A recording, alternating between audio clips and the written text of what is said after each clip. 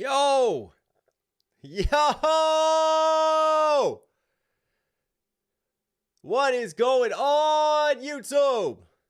What is going on? I am in the building. We are live, we are live, we are live. It is Saturday. Happy weekend to you beautiful people out there. Man, what a week in hip-hop.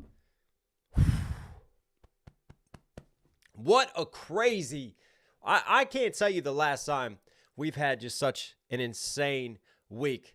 Beef flying around, diss tracks flying around, controversy on top of that. He said, she said, man, I feel like I'm back in high school, but there's people writing poems to each other, calling each other names, and it's beautiful. Who doesn't love a little poetry over a beat? Man, how do you guys feel? How do you guys feel? Welcome. Welcome, welcome, welcome, welcome, welcome. So, we got an action-packed live stream for you guys. I know it's been a minute since we've done some lives, but, you know, those of you OGs on the channel, you know we've had some fun with these Eminem lives before. So, I'm going to walk you through kind of the plan today, what we got on store, and then we're gonna dive into it, right? We're going to dive into it. So, I'm assuming that most of you have been following this Eminem Benzino situation. So we're going to start today's show by just diving into some more things, some more receipts, some more interviews, some more responses, because I think it all really builds an interesting story. And I'm going to leave the decision of this ghostwriting allegation to you all. You know, I mean, YouTubers are coming out. Some are saying, no, he didn't. Other ones are saying, yes, he did. Again, we got a lot more he said, she said. It's a beautiful thing. Some YouTubers want to pose themselves like, oh, they're taking the high road. They're the non-biased ones. They're super, super non-biased. They don't do anything for clicks. Nope, that never, ever happens. Nobody on YouTube tries to make a video on something to get views and get clicks. That never, ever happens. I've never seen that before. That's wild. That's wild. Listen, music is subjective at the end of the day. Okay, music is always going to be subjective. All of us as human beings, any researcher out there in the world who studies human behavior and sociology will tell you that we all bring our biases into it, whether subconsciously or consciously, right? It's all about how much you want to tune down those biases. Me, it's no secret. I got nothing to hide. I'm an Eminem fan. I love Eminem. I'm a Nas fan too. I'm a Lupe Fiasco fan. I'm a Childish Gambino man. Immortal Technique. Give me all of it. I want it all, right? I love some good old hip-hop beef because we get some good diss tracks. And that's what we're about. That's what we're about on the channel. You know, when you see me break down different diss tracks and different things, I break down the bars because that's what we do. I'm always going to break down the bars. But one thing I can't ignore, right? This is just me personally, right? Let's try to put things aside. From a purely technical standpoint, there is one fact that nobody, I think, can deny right now. This diss track from Benzino is the best thing that he's ever dropped. Nobody can deny that. So now the question becomes, is it all his? Was there help? How much help did he have or not have? But all I'm going to say is, and we talked about this when I did my video, if you compare and do a comparative analysis of past tracks that he's released, which we looked at one of the most recent tracks that he's dropped, Benzino has always been a very straightforward to the point type of cat. He's like a street dude. You know, that's what he flexes, right? So he says things raw. He's like a punch you in the face type of rapper, right? He's never been someone about super intricate wordplay, crazy multi-syllable rhyme schemes, condensing stuff, man. That's never been him. He doesn't give you like those 3-4 layers. So all of a sudden we get a diss track that I spent a long time breaking down that's got like lines with 3-4 layers. It's got crazy multi-syllable schemes and flips. And I'm not the only one who's seen it. There's battle rappers that have come out. What's really interesting, I shared a tweet yesterday of a battle rapper who came out and was like, all right, which one of my fellow battle rappers wrote this? Benzino goes from writing this way to all of a sudden dropping multi. Something is not adding up. And that's all I'm saying. Things are not adding up. If you go and look at this situation. Something just doesn't add up and seem right. And not only like the writing, the flows, right? The multis, it's a style of delivery. Dog on them. Da da da da da da. Ha da ba ba da. Ba da da da da. Like I'm rapping to everybody. I'ma set up this line and hit you with that punch with it. You know? Ba da da da. You see what I'm saying? There's a certain style and accentuation to lines and punchlines that he's hitting with things that he stresses, that he's never really rapped like this before. You know? There's just things, if you listen to rap as a hip hop head and you listen to things seriously, you can tell there's some fish cooking. Something smells a little fishy. There's some salmon in the microwave. Don't you try to keep that shit from me. There's something going on. And that's all I'm pointing out. On top of this, if we want to get into the he said, she said debate, I trust Cliff Beats. Cliff Beats is an industry ghostwriter, right? That is what he does for a living. Cliff Beats has said point blank that his contact at the studio where Benzino went in to record, he was there and he saw a group of them walk into a studio session. And he saw Cassidy as one of the people walk in. Now that's a direct source right there. That's a direct line and a direct connection. You have Benzino coming out in interviews, which we're going to get to, confirming that he went into studio with a group of people.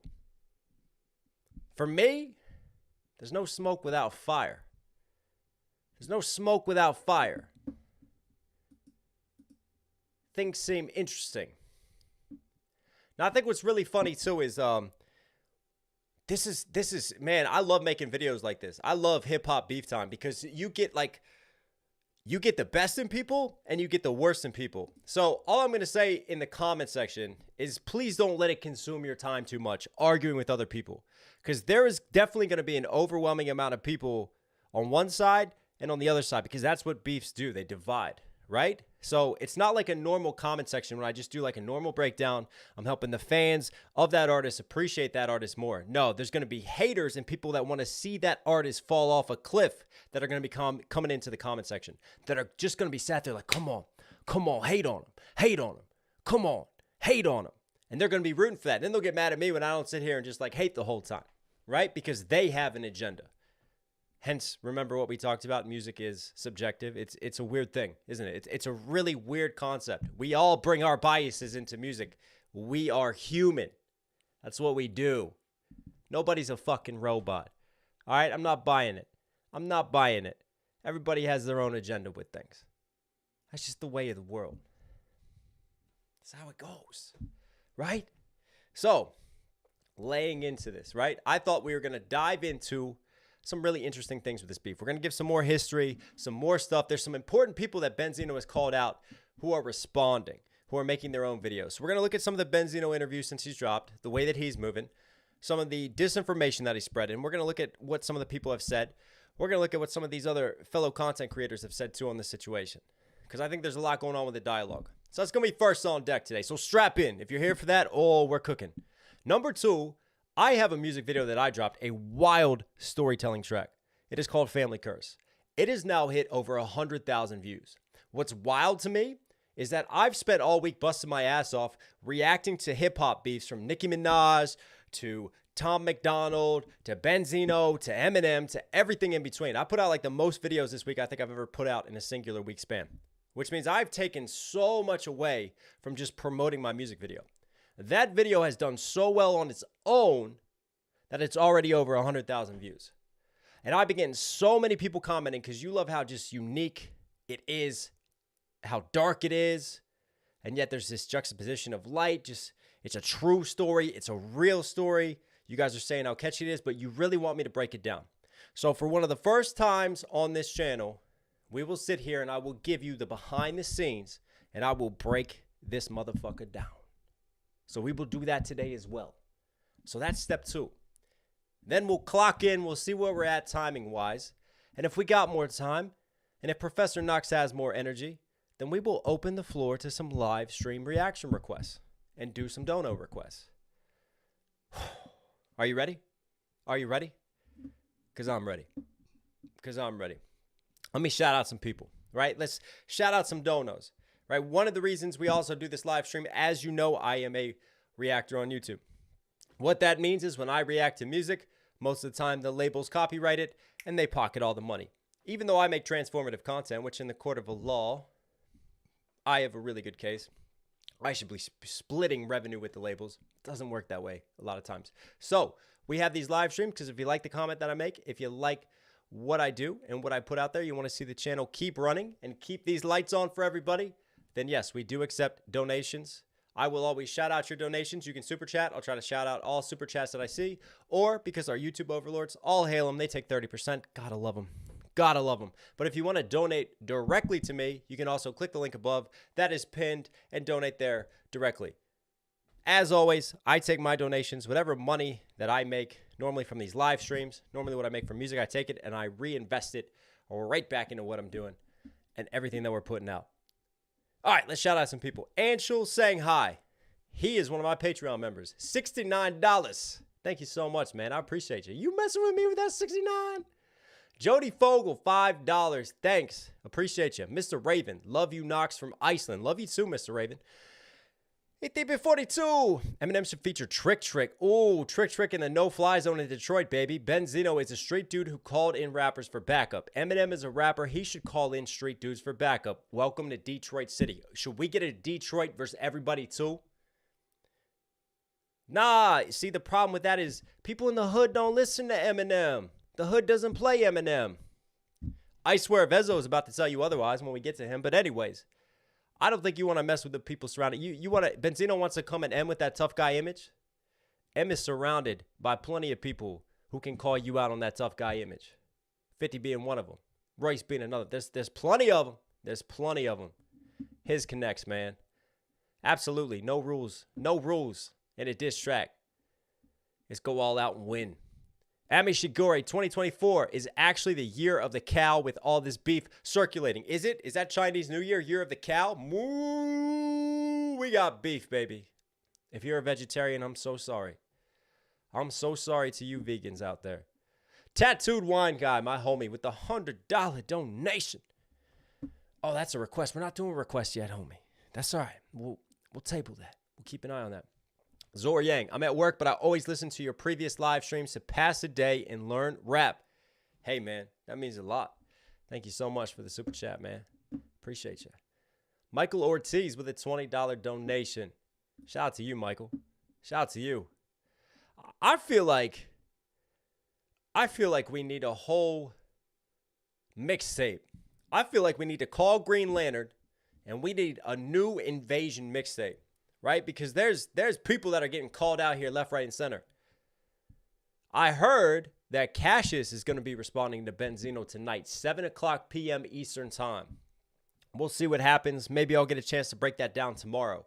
But that is coming as well. We got that on deck. I got a feeling there's going to be more people jumping into this. Joe Budden has weighed in on this. Charlamagne. So many people in hip-hop have weighed in on this. I feel like Benzino's, he's either making friends or he's alienating a lot of people. There's going to be more people responding and stepping up to the plate.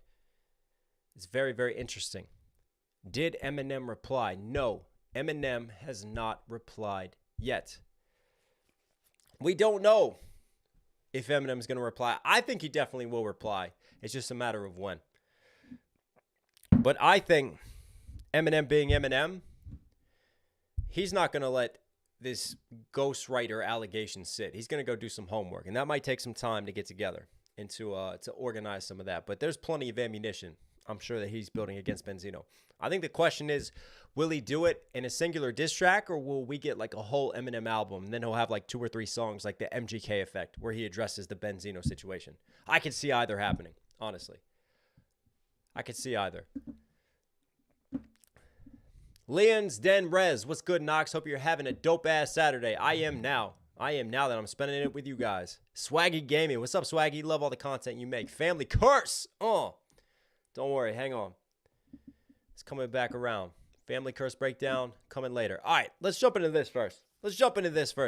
So this is Benzino coming through with an interview after he's dropped his 2 diss tracks. My man is loving the clout. This is the first time he's had this much clout in his entire life. You could tell he is over the moon. He is so excited, man. This is it. This is as big as you're going to get. This is your moment. Pop champagne to this. Enjoy it, baby. Enjoy it. Bro, nothing y'all can tell me. Nothing y'all can tell me. I'm cooking your rap god. The guy that you've been obsessed with, you, and especially the black stands. Y'all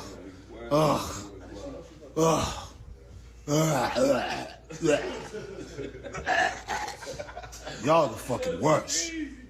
The black stands, oh my God. Remember what we talked about with race right there? Why are the black stands the worst?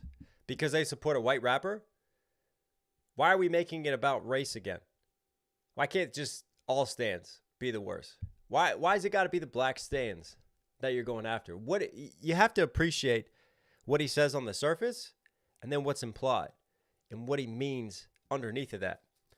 What he's implying there in a way is like, if you're black, you shouldn't be supporting Eminem. You shouldn't really be a fan of Eminem. You should be a fan of me. See how divisive that is? That's divisive talk right there. That's the shit I don't let fly on the channel. We don't like that. We don't like that on either side. Called out a white dude the other day for dividing on that side of things. I'm going to call out Benzino on this side of things for dividing. And we don't accept that around here. I don't like divisive talk, right? I pointed it out, pulling the race card out in Benzino's disses. But I think we're also seeing the character of this man, right? Because when you're in a diss battle, you want to understand the psychology of your opponent. You want to understand how they work, right? I guarantee you there's going to be some chess moves from Eminem. Whether it's a feature, whether it's some type of shout out or something that he does to show Benzino, I got black names in hip hop that got my back. Guarantee you that will happen because he sees this. He knows this all is going on. Unicorn! Yo, Knox, happy Saturday. Happy Twinsy Hoodie Day. Let's go. Hey, by the way, Knox Hill certified shirts. You want your hoodies? knoxhillmusic.com. These right here, you see this? Are you seeing this? Look at this. Look at this. It's got the KH. These are coming. These are dropping on the Knox Hill Music Store next Wednesday. Hats are here. They've arrived. They're in, baby. They're coming. Gotten so many requests. Ben T, wow. Was trying to get in early on requests. My man. Hey, thank you so much for the donation. The man, the myth, the legend. But yeah, really interesting. Like I pointed out, man, I don't really care as much about this. Like this angle, Game has used this angle. Ja Rule has used this angle. Everybody, I feel like, that has gone after Eminem, right? If it's a black rapper versus a white rapper, there always seems to be this, you're corny, you're white, you're a culture vulture, you're stealing this, you're doing that, blah, blah, blah, blah. He called him Jim Crow, for God's sake. He called him Jim fucking Crow, right? Come on, that's segregation. That's fucked up in the first place. But why are you going to attach that to Eminem? Really? Come on. That's just divisive talk right there. So I could care less about that in a diss. Some of the things in the diss that I did like from Benzino, the Shady Records cast, that is like, what have you done for them? They've all broken off from Shady, gone off to done their own thing. The battle rapper thing. There were some other good points that he made that I pointed out. I like those angles. Those were good angles of attack. I wish he would stick with those more. But anyways, it's him. He's going to do what he does. Right. This is from the homie Flawedzilla. Okay. Let's see. Can everybody see that? Oh, I can't even slide it over because it's... All right. Whatever. It's fine. It's fine. Em was at the Lions game, right? Throwing middle fingers up to all the Kansas City fans. And I noticed one thing about him up in that skybox, that big skybox. He didn't have one black friend up there with him. The one time you see this dude in at the Lions game, he ain't got no black friends, no black person in the skybox with him, not one. But Eminem is that's your guy, though. He did. Where was he?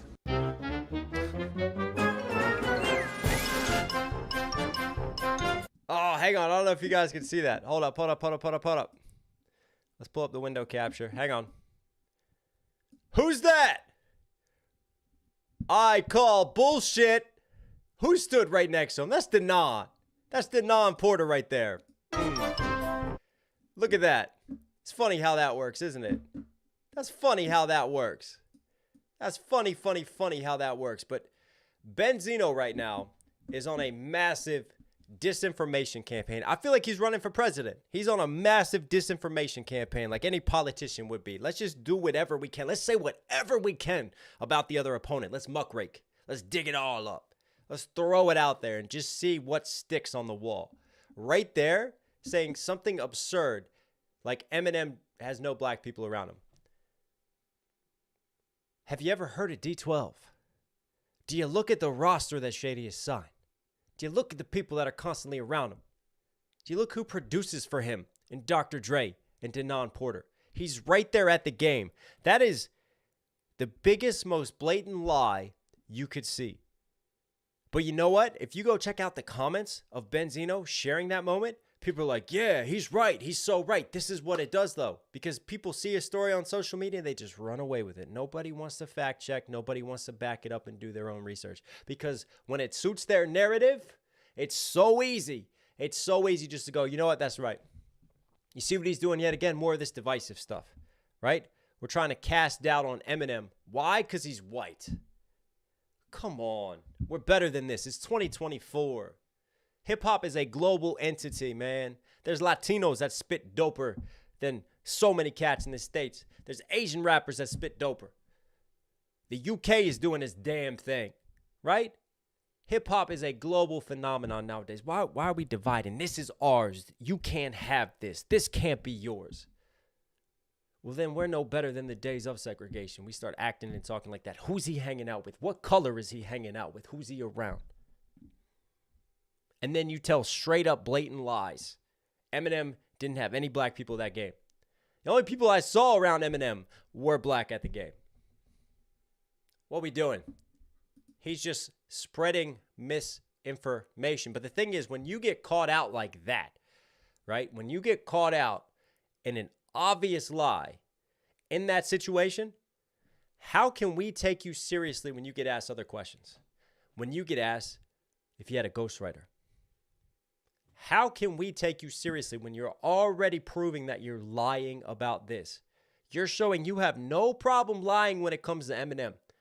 So how can we credit anything else you do? How can we credit anything else that you say in the diss track itself? Sometimes that's how things go. Anyways, let's keep going on this journey. This magical adventure. I feel like it's a small world ride at Disney World. Like we're just journeying around the YouTube realms, the YouTube sphere. Christina Castro. Hi, Knox. I just joined your Patreon. Love watching your breakdowns. Huge M fan. Christina, what's up? Thanks for coming over from Patreon. Much love to you. Appreciate you.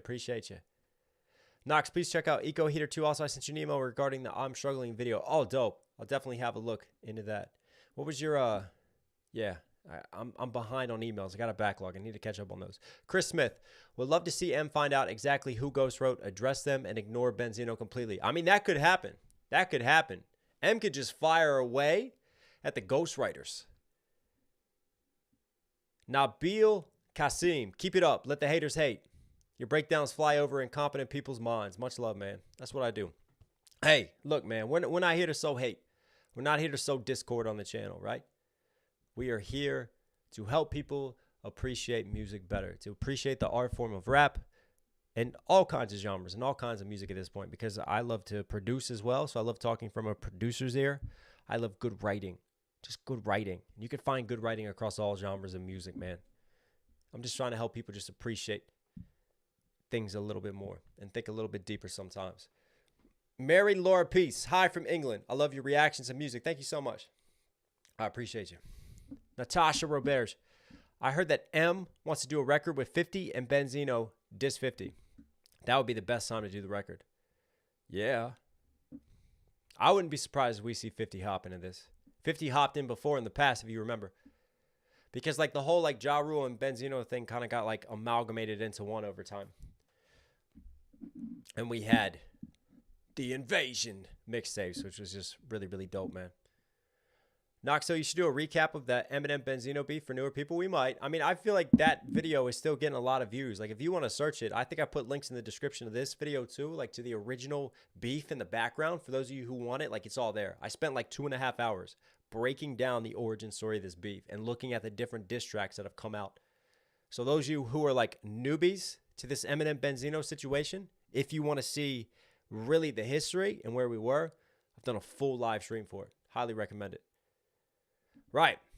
So we got a Benzino interview, right? More Benzino interviews, right? This is him addressing the ghostwriter situation on Rap Grid. Well, he didn't really address it because nobody on Rap Grid had the balls to say, did you use a ghostwriter? No, it was all, let's just gaslight. Let's just gaslight. But anyways, Benzino talks about the writing process in this situation. So let's listen to the homie Cliff Beast. Watch this. That you can ever get, you know what I'm saying? It's hard to have outside events now, you know what I'm saying? But it's the truth. Like, I just, you know, I always was nice, and the people I was around was always nice. The Benzino project sucked. Go Google it. Go look it up. And you don't understand, like, I don't go in the studio by myself, you know what I'm saying? Like, I've done that. But for this, you know what I'm saying, I got to bring my niggas with me and motivation and bounce shit off of each other and whatnot because I got to bring them with me for motivation and bounce shit off of each other. For a diss track? Nah. You can bring your people in for an original song.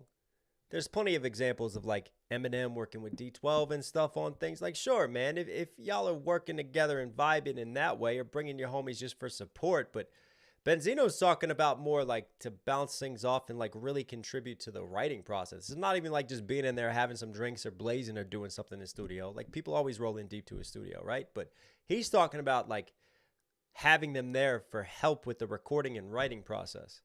So he's already openly admitting to this situation. He said this situation, meaning the diss tracks. He brought a group of people in with him. Cliff's homie, phones up Cliff. You won't believe he's coming in the studio right now. Right? Benzino, group of dudes. They said, I got to leave.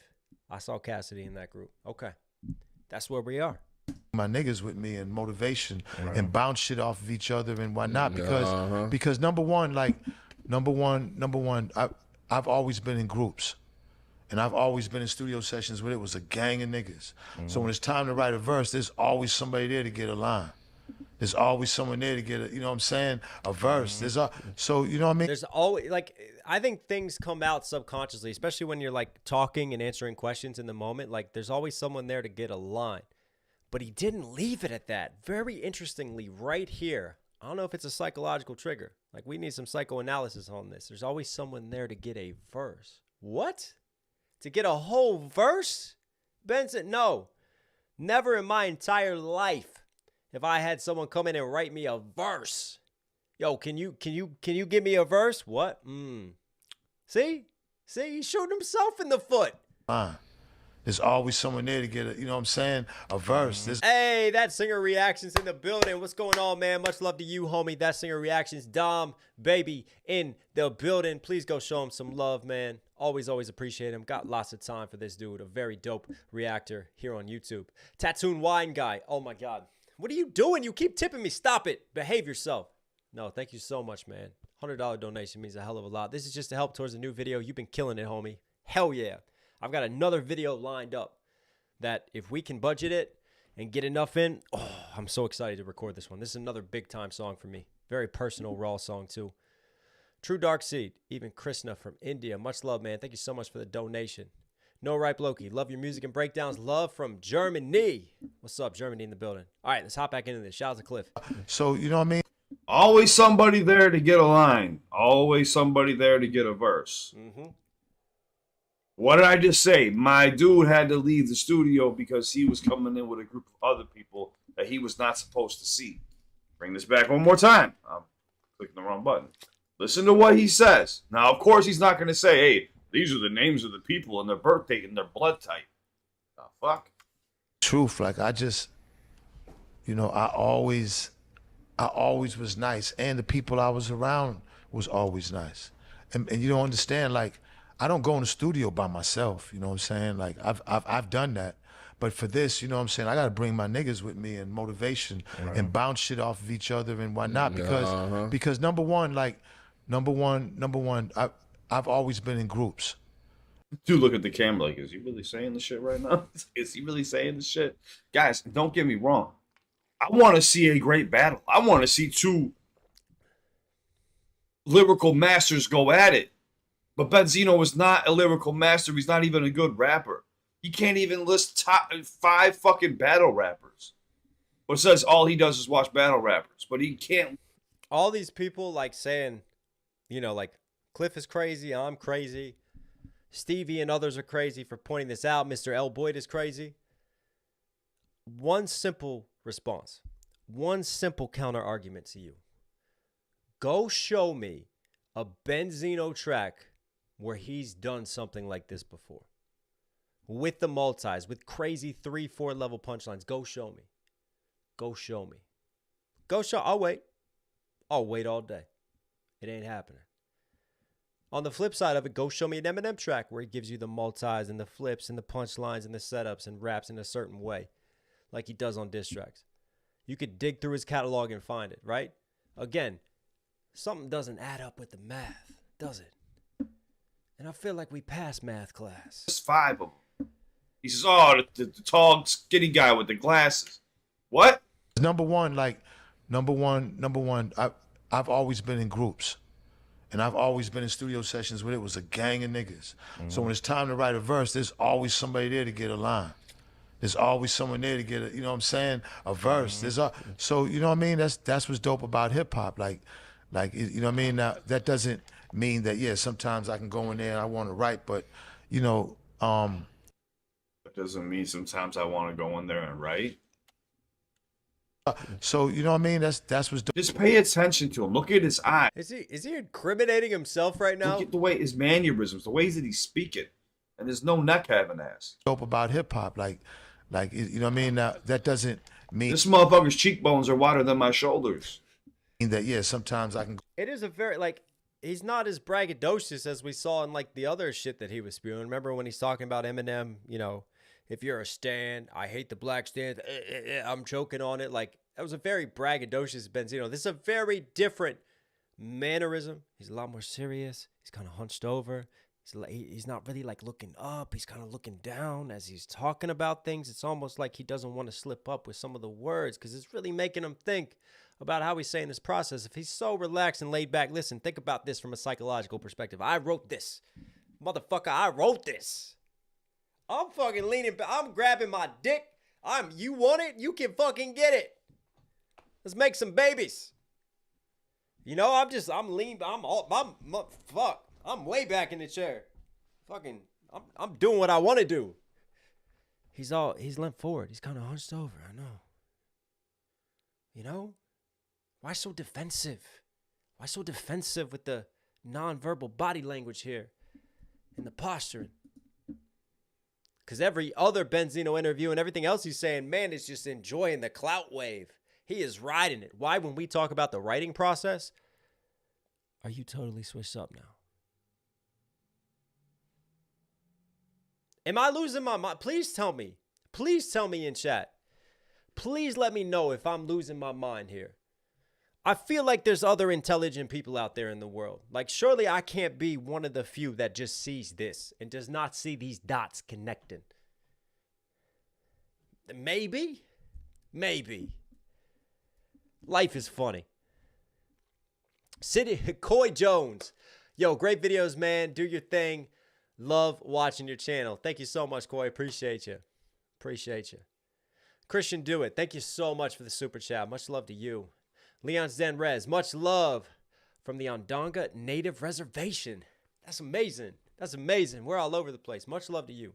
Thank you so much for dropping in today and showing the support and for being a Patreon member too. Brittany Diets, I'm in love with Eminem. I'm in love with a monster. Wow. There, I want to write, but you know, where I'm at in my life right now, I still love hip hop and I'm hungry. You know what I'm saying? I'm hungry. And the Eminem thing was just the opportunity to show the world, you know, like, look, man, I've been doing this. Not talking arrogant or nothing, but I've been doing this for a long time. I just never. I'm hungry. Hang on a second. I'm hungry. I'm gonna pull up his Spotify real quick. I want to look at this. I got my Spotify. Let's look at previous releases, right? This is what Spotify. That wasn't even him on Wet and They Sup. We Want In was a track with 3 other dudes. So in 2023, this dude who is so hungry, who loves hip hop so much he loves hip hop, he's so hungry. He gave us 1 track in 2023. 1 track. Even Eminem in non-album years gives us more on features in terms of what he drops and gets involved with. 2022, the year before, he was so hungry, he dropped 1 track. Zeno versus the Planet. 2021, he didn't give us anything. 2020, he didn't give us anything either. So if you really, really love this hip-hop shit and you're so hungry to just show people how good your pen is, surely, to me, shit, I'm hungry as shit. I got a new release dropping next week, next Thursday.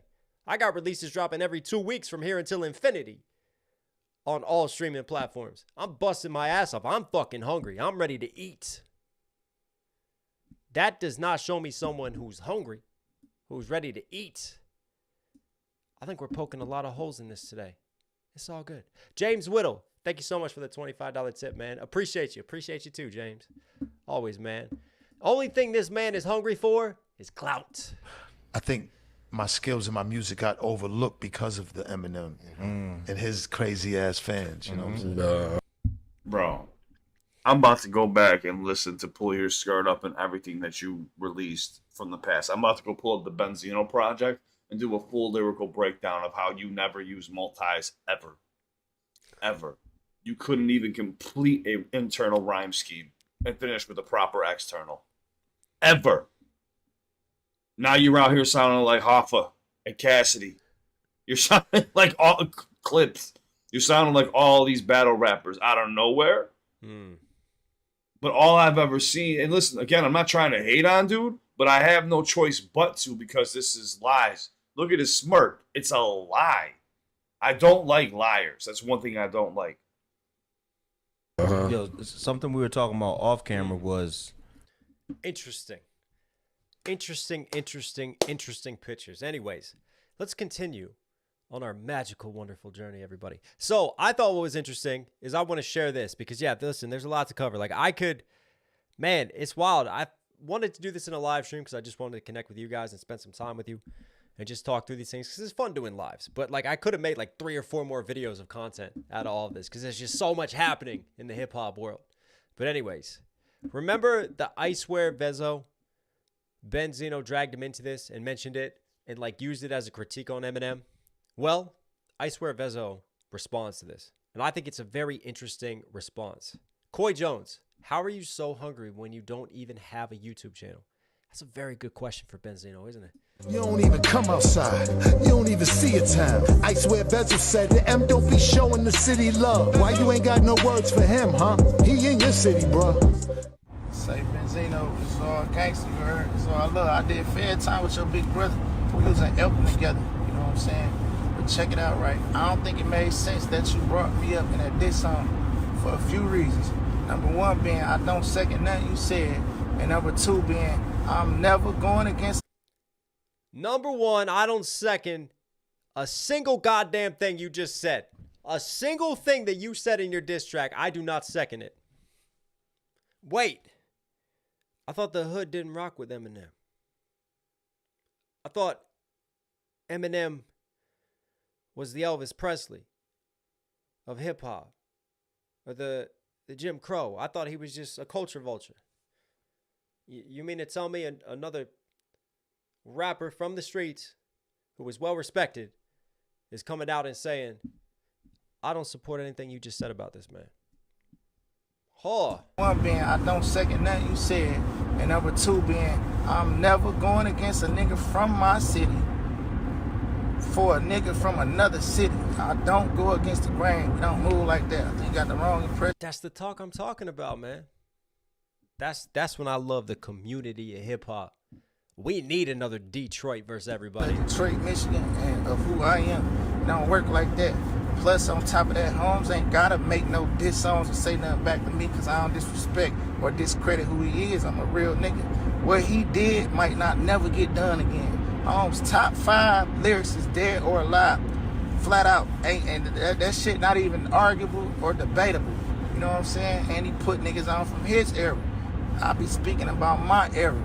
Most importantly, again, when he moving like that, I don't go against the grain. Live from the 6th, February 2nd. Let's go. And there they are meeting right there. Remember when Benzino just spewed lies that, you know, Eminem never gave him any time or energy? There's Eminem right there giving him his time and energy.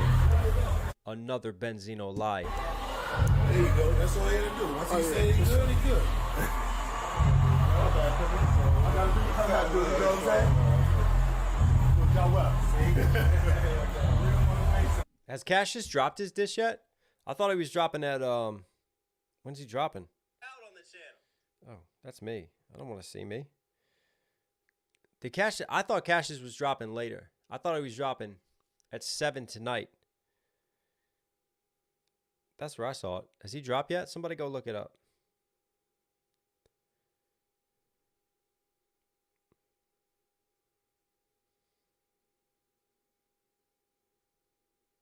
I don't think he's dropped yet. We'll see what happens because he got name dropped in this. In the beef. Dragos, love your vids, bro. Keep it up, homie. Hey, thank you so much. Drew Breton, if you got time, take a look at Big Body Stargazing. Let me know if you have any advice. Hey, thank you so much for the super chat, man. Appreciate you. Much love to you.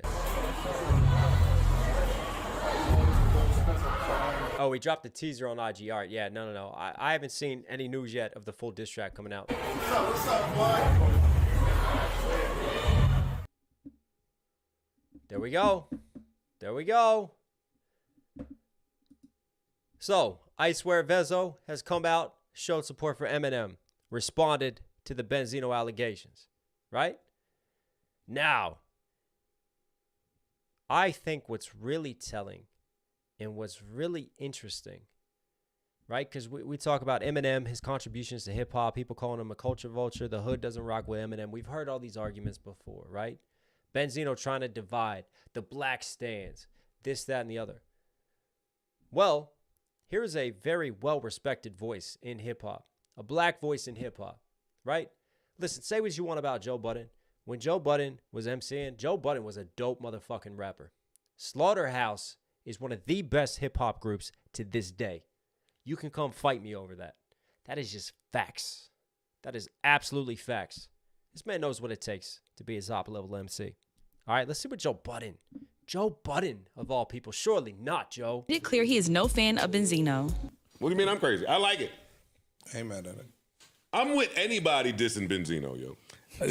See, look, yeah, I am. That nigga is y'all see him coming out the pool like on some bodybuilder shit with the water glistening off his butt, trying to be like a seal or something. What you think is Baywatch? Fucking Pamela Anderson Beano. That's hate. Let that nigga work out. That's hate. Old niggas shouldn't do that. He do too much shit that old niggas shouldn't do. And I know he tried to bag that transgender. I don't care what that nigga said. Okay, come on, Joe. I know he did. No, he tried to bag that transgender. What? Yeah.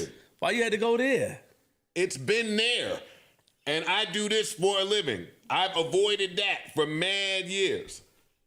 And you want to know shoot that now nigga. because he said that shit about you, and then you shot at him, and then he's like, Should Joe. have played nice. Now I shoot for the rest of my fucking life, nigga. I don't let it go. Joe, why you choose now? I don't let it go. I don't let it go, nigga. Why Fuck out of here. Nah, Joe. Now me and him on the same side. Look what you did. Look what you did, Benzino. And I don't even have no problem with Benzino, but Benzino do make looking 50 corny. He make 50 look bad now. Benzino was previously rumored. Wow. Uh-oh. You know we're circling the wagons. You know it's getting bad when true enemies of Marshall are coming around going, not accepting this. This dude over here has been moving funny for a very, very long time. Clout is a hell of a drug, my friends. Once you get a hit of that shit, For some people, there's nothing you won't do for another hit of it, or even to try to get that first initial buzz of that clout. Yeah. I just thought that was an interesting part of our Benzino Eminem dialogue and journey. All right, next up, hang on, I got to close some tabs. We got a lot of tabs. See, look at this. I've been doing my homework today. I felt like, you know what, let's dive into this journey together. So we wouldn't be fair reporting as a Stan channel if we didn't show the other side of the situation. So I saw that there was another YouTube creator. Actually, I didn't even get his page. I got the Evolve's page. Shout out to the Evolve, but I don't know who this dude is. Another creator. I want to show him love. So hopefully, damn. Let me see. Is there any comments? Oh, if somebody knows this, please come out if they know this creator. Anyways, we got to show credit where credit is due. Before I went live, I messaged Cassidy. I was asking him, like, yo, like, did you write? You know what I mean? For Benzino is what I asked him, basically. You know, and he messaged me back. It was like later on, he was like, yo, I seen, like, what you put out. You know, and I know, Cassidy, you kind of letting it all, everybody talk right now. Your name buzzing. You doing them interviews and you got your name, but not this. You know, that everybody know you don't like Eminem. You wanted to battle Eminem. They know that. But I'm about to snitch right now. Y'all want me to snitch and tell y'all everything right? It's over. Y'all want me to snitch? Shout out to everybody. So I hit Cassidy up. I was like, did you write? Bro, that is a super dope soundproofing. Like the white triangular jutting out foam soundproofing. That is, I want some of that. Benzino's verse, right? Then he messaged me back yesterday at 2 p.m., right? He said, I seen your post. You a funny bull. That's not my work, though. I'm not responsible. I don't got nothing to do with that, but I'm glad anytime N-words think about bars or a rapper getting attacked on a beat, they think about me. That's dope. Bars is back. Oh, so okay, good. Somebody jumped in. It's Piper Boy Williams. Shout out to Piper Boy Williams, right? He's the one that shared this and leaked this story. He's the one talking right now. Blue. And then he said 100, 100. You know what I'm saying? So shout out to Cassidy. He messaged me back. He's saying that he does not have anything to do with this. You know, so I know people, they on a witch hunt right now. They trying to find this ghostwriter. Hey, man. It gets more and more interesting. So Cassidy has come out and said he's not written it. So we definitely got the pot being stirred. We got some he said, she said going on here. You got Cliff on one side of things saying, look, point blank, I got eyewitnesses seeing Cassidy roll in. That's one side of it. You got this side now where Cassidy is sending messages saying, nah, it wasn't me. Right? I don't know. What do you guys think? But I wanted to share that because obviously we got to share all sides of things. Like if Cassidy's made a statement on this, then we got to come out, we got to share it. We got to show what Cassidy said. Cassidy's like, I'm not being involved. Right? I don't know. I mean, Cassidy may not be involved. Maybe Cassidy was there in the group, but he didn't get involved in writing it. Maybe he was just there for support. That's definitely a plausible explanation, and therefore Cliff isn't wrong, and this dude isn't wrong. Could be.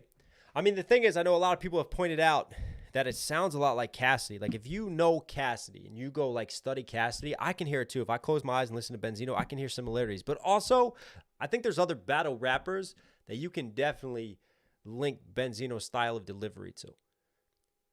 Very interesting. But at the same time, if you've ghostwritten for someone and they're in the middle of a big diss battle and they're getting hyped up and maybe you had an agreement, maybe you got paid, I don't think you would throw them under the bus right away either. I don't necessarily think you would claim it. Cassidy doesn't have to claim it, and he's still going to get a lot of clout from this situation. You're welcome, Cassidy. I've helped with that. So has Cliff. So has a bunch of others leaking this. But hey, man, ride it. Enjoy it. This is the beautiful thing about beef, right? Other people get to shine too. And I like Cassidy. I love Cassidy's first album, man. I really do like Cassidy, right? I bumped Cassidy before. Cat is dope. So shout out to Cassidy. Shout out to Paperboy Williams, man. Listen, round of applause.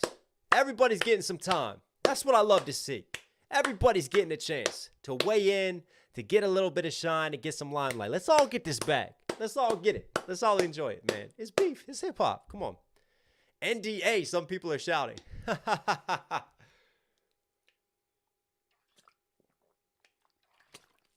Some people are saying NDA. Yeah, I mean, that's also an option. Like I said, Cassidy could just be denying it, and he still could have written it. He still could have been involved in it. Like, that's also plausible. We've caught Benzino spinning lies and telling lies. I don't think it's implausible to think someone else is maybe bending the truth in this situation. Who knows, though? Who knows? All right. So that was one side of it, right? Let's weigh in from another content creator. Shout out to the homie Grizzy Hendrix. Let's see what Grizzy has to say on this situation, right? Let me just make sure I'm not on a planet on my own reading into this. Let me see what another dope rapper has to say about this situation. All right, y'all. We got to talk about this Benzino diss, man. More allegations. So, let's start by listening to this, all right? I've always been in studio sessions where it was a gang of niggas. So when it's time to write a verse, there's always somebody there to get a line. There's always someone there to get a, you know what I'm saying, a verse. So, you know what I mean? That's what's dope about hip hop. Like, you know what I mean? Now, that doesn't mean that, yeah, sometimes I can go in there and I want to write, but, you know. Yo, so let's talk about it. Benzino basically exposed himself with this Eminem diss. So he goes on to say that he was in the studio and he was like, yeah, you know, a lot of the people be throwing lines and things like that. And you know what I'm saying? I might get a verse. What? You might get a verse? Benzino, are you crazy? You might get a verse and then you got the nerve to say that that's hip hop? You know what I'm saying? That's hip hop? We sit in the studio and we just be like, yo, give me that rhyme, give me that verse, and matter of fact, just write it for me, right? You know what I'm saying? Just write it for me. No, nigga. That's not hip hop at all. You gotta write your own shit. And you know what the problem is with that? The problem is Eminem is not just rapping against you. He's rapping against a whole squad you probably got that wrote that shit for you. So it's already uneven and not fair. Because Eminem could be battling somebody else, and then somebody else, and then somebody else, and that ain't even you, nigga. Like, that's just crazy on no type of level. So I don't even expect people to judge this battle and be like, yo, who got who? Because Eminem is solo. The only thing I want from Eminem is just to address those allegations. That's it. That's all I want from Eminem, because a lot was being said. So I just want Eminem to, you know, address that and keep it moving. Like, I don't even expect him to try to really, really go at Benzino, even though he can. But it's like, it's pointless at this point, because I've never heard somebody say that's hip hop. That's like when Drake was trying to, you know, explain his, well, you know, Quentin Miller was just giving me lines and just giving me flows and things like that. Come on, bro. Y'all new dudes need to just stop. And y'all not even new dudes. But y'all gotta stop it. When I get in the studio or I'm battling somebody, it's just me. It's just me penning everything. I think that's one of the key things, because it's a battle. Like, this goes to an even another level. For me, this is taboo. This has to be taboo, right? Because a battle is you and your wits against the other dude. It's not about fucking, like, idea bouncing all your lines around, having people help you write verses. Because, again, he said verses, talking about the writing process of this situation. That's not a battle, is it? This is very taboo. And it's so funny because you see the people that are so desperate to hate Eminem, right? That even if maybe they start to acknowledge the ghostwriter allegations, they're like, well, Eminem still has to clap back at Benzino because it was a really dope diss. And they're just like, they're not even writing off like, hang on. That surely can't be hip. Well, this is hip hop. He's got to respond. Like, it's funny. They're using hip hop on this side of things to claim this argument, but it's like, hang on. If it's truly hip hop, actually, Eminem doesn't even have to respond to Benzino at this point because it's become not even about Benzino versus Eminem. Now it's about all the ghostwriters and all these other people versus Eminem. And the other thing, too, is like all these people that want to ghostwrite, say it with your chest out. Go put yourself in front of the microphone and go do it. That's the only thing I'll get to Benzino. He's put himself in front of the microphone and he's doing it because these other dudes are hiding behind the scenes. They want to get their shots in. They want their chance to fire at one of the GOATs. But they're too scared to go get on the microphone themselves and do it. Why? Because they know the backlash that they'll get from the situation. It's the coward's move. It's a coward's play. Go hide behind others. Asking nobody for nothing. I'm not like, yo, could I get a bar? Yo, can you give me a line right here? No, bro. Not in a diss track. And this man right here has been in plenty of diss track battles. No, it just doesn't happen. Like, stop trying to make excuses and say it's hip-hop and, oh, this is what we've been doing. This is what the culture is about. It's never been about that. Y'all are trying to make excuses and try to rearrange the culture. We always frowned upon ghostwriting. We always frowned upon people who are taking bars and stealing. You know what that opens the door for? It opens the door for artists to just take whole verses or take lines from people, and everybody's like, oh, you know what I'm saying? He just put it on another beat. It's not that bad. I like his on a different beat. That's kind of what Drake was doing on, I forgot what song that is, but he took like a dude's basically his whole verse. Now, I feel like as a rapper, you can reference artists. You know what I'm saying? You could reference artists and their quotes that you feel was dope, throw it in your record. But you can't act like it's yours. You know what I'm saying? And that's really it. But you niggas, stop it. You get 2 slaps for that. Stop thinking that's hip-hop because it's not. You cornballs. Oh dear.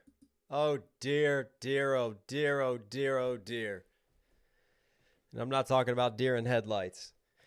It's true though, isn't it? Like, look, we're not singers, okay? Singers, I feel like, can get away with it more because they still have to have talent in their ability to sing and their singing voices. But anyways, like, I prefer singers who write their own stuff because that to me is true artistry. Rappers, the main thing that we have as a rapper is our pens, is our talent as MCs. That is hip hop to me. That's what MCing is. So to me, you take away the roots of that history of MCing, and it is a major, major disrespect to MCing if you get help on your diss tracks. That to me is not in the spirit of competition, of one man going up against another to see who rises higher, who's got the best pen. Anyways, I think what's really interesting, let's look at some of the lyrics. So we talked about this Cassidy situation. Obviously, he's denied it. Benzino is from Boston, okay? There's a Boston line in here. But I think there's some really interesting stuff, right? There's the Boston. Celtics play the Pistons, right? Let's go down. Where's this line at? Where is it? There are 2 references that Benzino makes that's very interesting. Embiid, right? Missing season like you rookie Embiid. Well, you know who he played for? Rookie season? The Philadelphia 76ers. Philly. Now, to a lot of you, you're like, okay, Philadelphia. Listen, I'm an East Coast cat, right? I'm from PG County. I'm an MD boy. You got B-More down the road, right? You got DC right next to me. You got Philly not much further. I played my first show in Philly. I did my first music video in Philly. I got a lot of love and a lot of time for Philly. Shout out to Black Thought. Shout out to The Roots. You know who else is from Philly? Cassidy. 1 76ers reference. Now, okay, everybody knows Embiid. I'll tell you what's really interesting, though. What's really interesting in this, because again, this is one singular diss track. There's another Philadelphia reference within this diss track. Another one. Andre Iguodala. And I'll tell you why I think this is very interesting. Most of us who follow the NBA, we know Iguodala from his time with the Warriors, right? Iguodala is a dope defender. Iguodala spent his rookie season with the Philadelphia 76ers. Right? We got an Iggy bar, an Iggy flip. Iggy Azalea flips into Andre Iguodala. That he does. Why within the same diss track, of all the references of NBA players that you can make out there who have played past and present, does a Boston dude who's a Celtics fan, who runs around rocking Celtics jerseys, runs around shouting out Boston, even before headlines of Boston beating Detroit, the Celtics over the Pistons. Why is a Boston dude, same conference, rocking with Philly?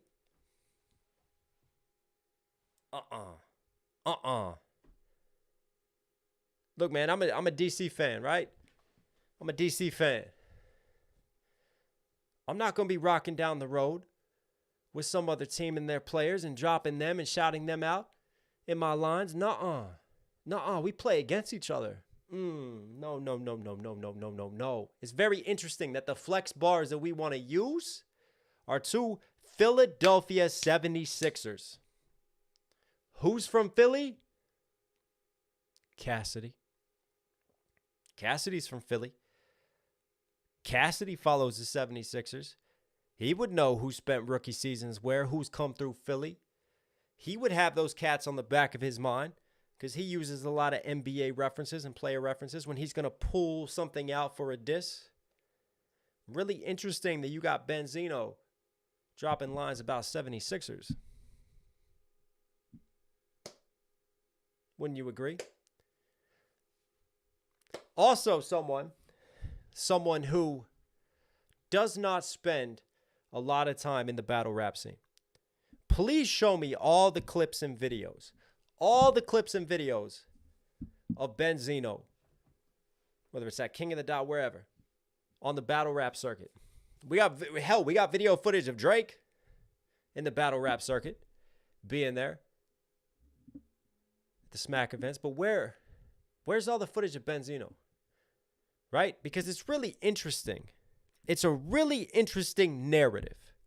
The narrative that Eminem came up as a battle rapper, but he doesn't give back to battle rap.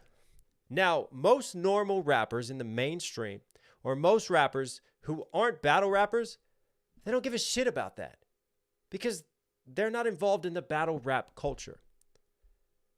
It's really interesting because that point right there, which was a big point and a big angle for Benzino, that point has only ever been raised by battle rappers. It's only ever been raised by people in the battle rap community. That's a huge angle to think of, to just come up with out of thin air.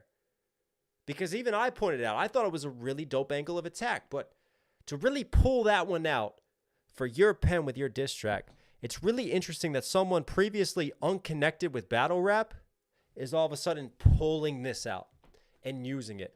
When we've heard a lot of other Eminem diss tracks with other cats who haven't used any line of attack like that before. Now, why would that be?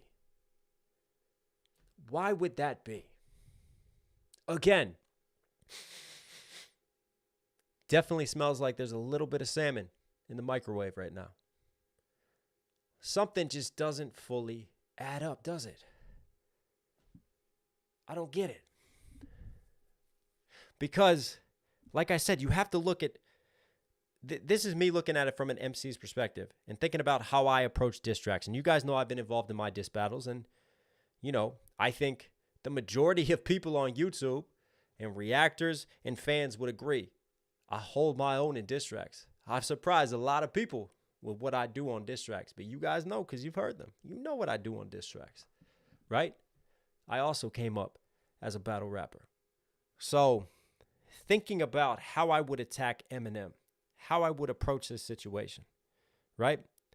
And I put my mind frame into my opponent. I put my mind frame into Benzino. it is a really interesting disconnect because there's nothing about his history with the battle rap community where I could see this line in a studio session just coming so organically and naturally to him.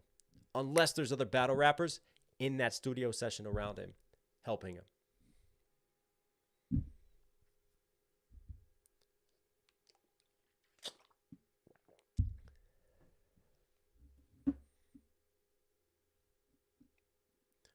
Is there any other lines? Oh, yeah. Obviously, the line, get them dogs on you, to bark on you, dog on you, like they're dogging you, dog, more like a D-A-double-G. So you've got multiple flips of dog. Dogs on you, bark on you, dog on you, dog. I talked about that style of delivery, like that very punchline, drippy, accentuated style of delivery that you find in battle rap. But yeah, that whole taking a singular word and just like flipping it in so many different ways, like that's one of Cassidy's favorite things. Sometimes I get a little annoyed with Cassidy because like he uses like the same rhyme and he puts like different rhymes before it. So he is switching up the rhyme scheme. He just uses the same end rhyme, but he like really locks onto words. But what is clever is when he takes those end rhymes that are all the same and then he like flips their meaning.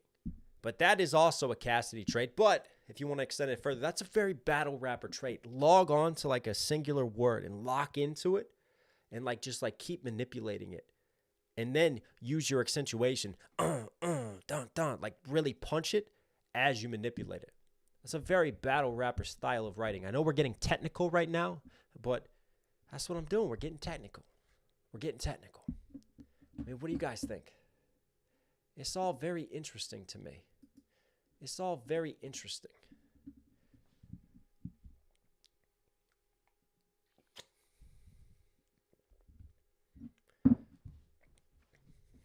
I mean, look, what I will say at the end of the day, I'm loving it. I'm like McDonald's over here.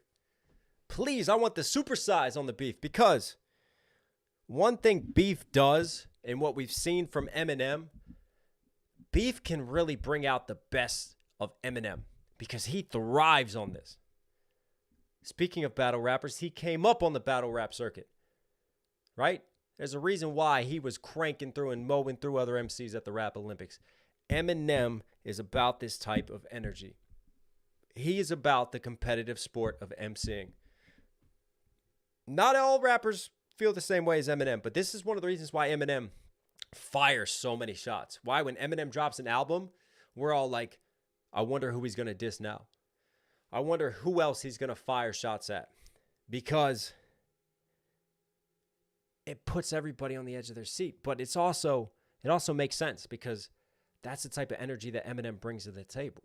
Because he's about that battle rapper type of vibe in life. So I just feel like this really stokes an even greater fire inside of Eminem. So no matter what we get in this situation, I'm excited because we're going to get Eminem very sharpened, very hungry, very angry.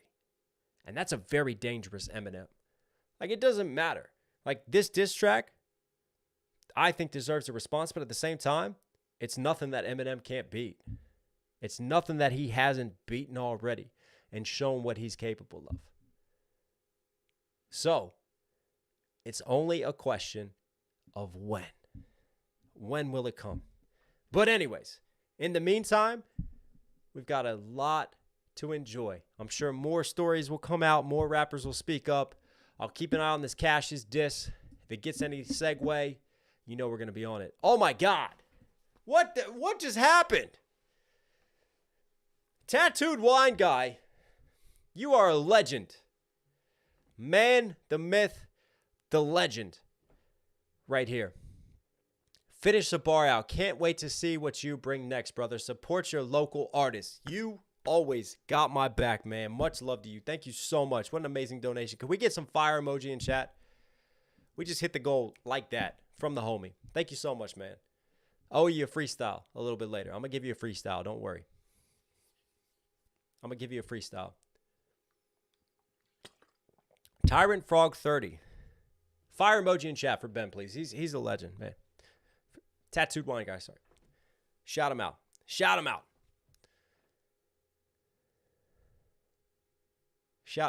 Man got his tax return back this week. Thank you so much, man. I appreciate you. It really does help. It really does help. And I promise you, I'm going to be on my next music video game. I got you, man. And this is a very personal song for me, too, so I'm excited. I think Bully is one of M's best, says Ben Maxwell. Yeah. Casper, Benzino song definitely sounded like a 6-second type vibe, for real. Yeah, it's got that battle rapper vibe, man. Erlen Torset, hey Knox, finally caught alive. Loved your new song, Family Curse. Yes. And yeah, Ben Shapiro reacted to me. That's wild.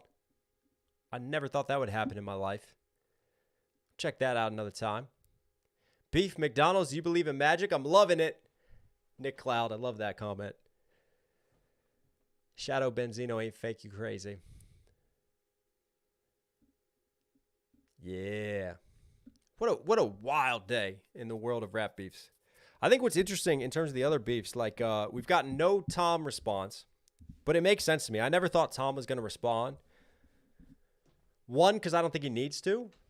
Like he really is like at a different level independently right now, and he really doesn't have to come down and respond. There's no necessary win from that situation unless he feels like it. But I think like his values have shifted ever since the Mac Lethal thing, and like he really like ruined that man's career. Like he legitimately just RIP'd Mac Lethal in a time of social media when it's so hard to just like RIP people in rap battles. Like he fucked that man's career up. And I think Tom like felt bad over time and is kind of like, all right, I'm going to write diss responses, but I'm just not going to name drop anymore. I'm going to make like the don't look downs and things. So I don't think Tom's going to respond. And also it didn't make sense because the diss track against him was dropped when he's in the middle of trying to get the #1 song on Billboard and like set history and beat so many label artists across genres. Like why would he step away from promotion of that song when he knows the numbers finish counting on Friday to get those first week sales? There was no way. It made no sense.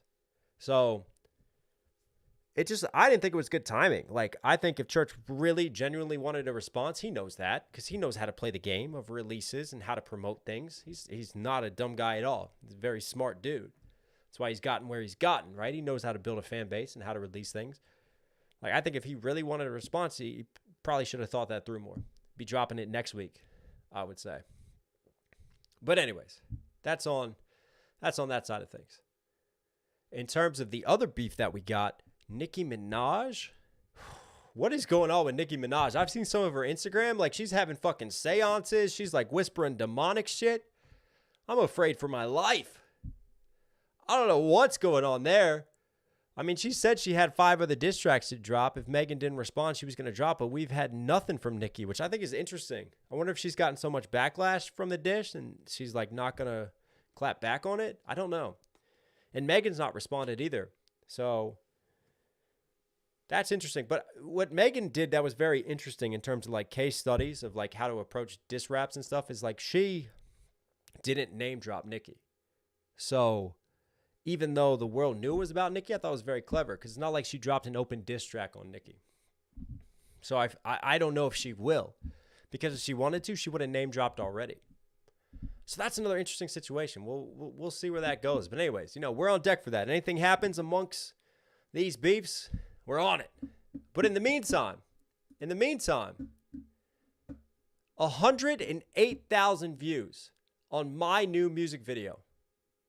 That is incredible. Thank you so much, guys.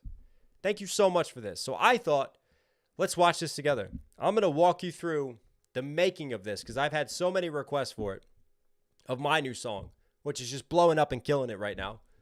It's a really cool storytelling track. So I'm going to play it. We can watch it together. I don't have to worry about copyright on this. And then I'll do my pause thing and break it down and we'll talk about it. How's that sound?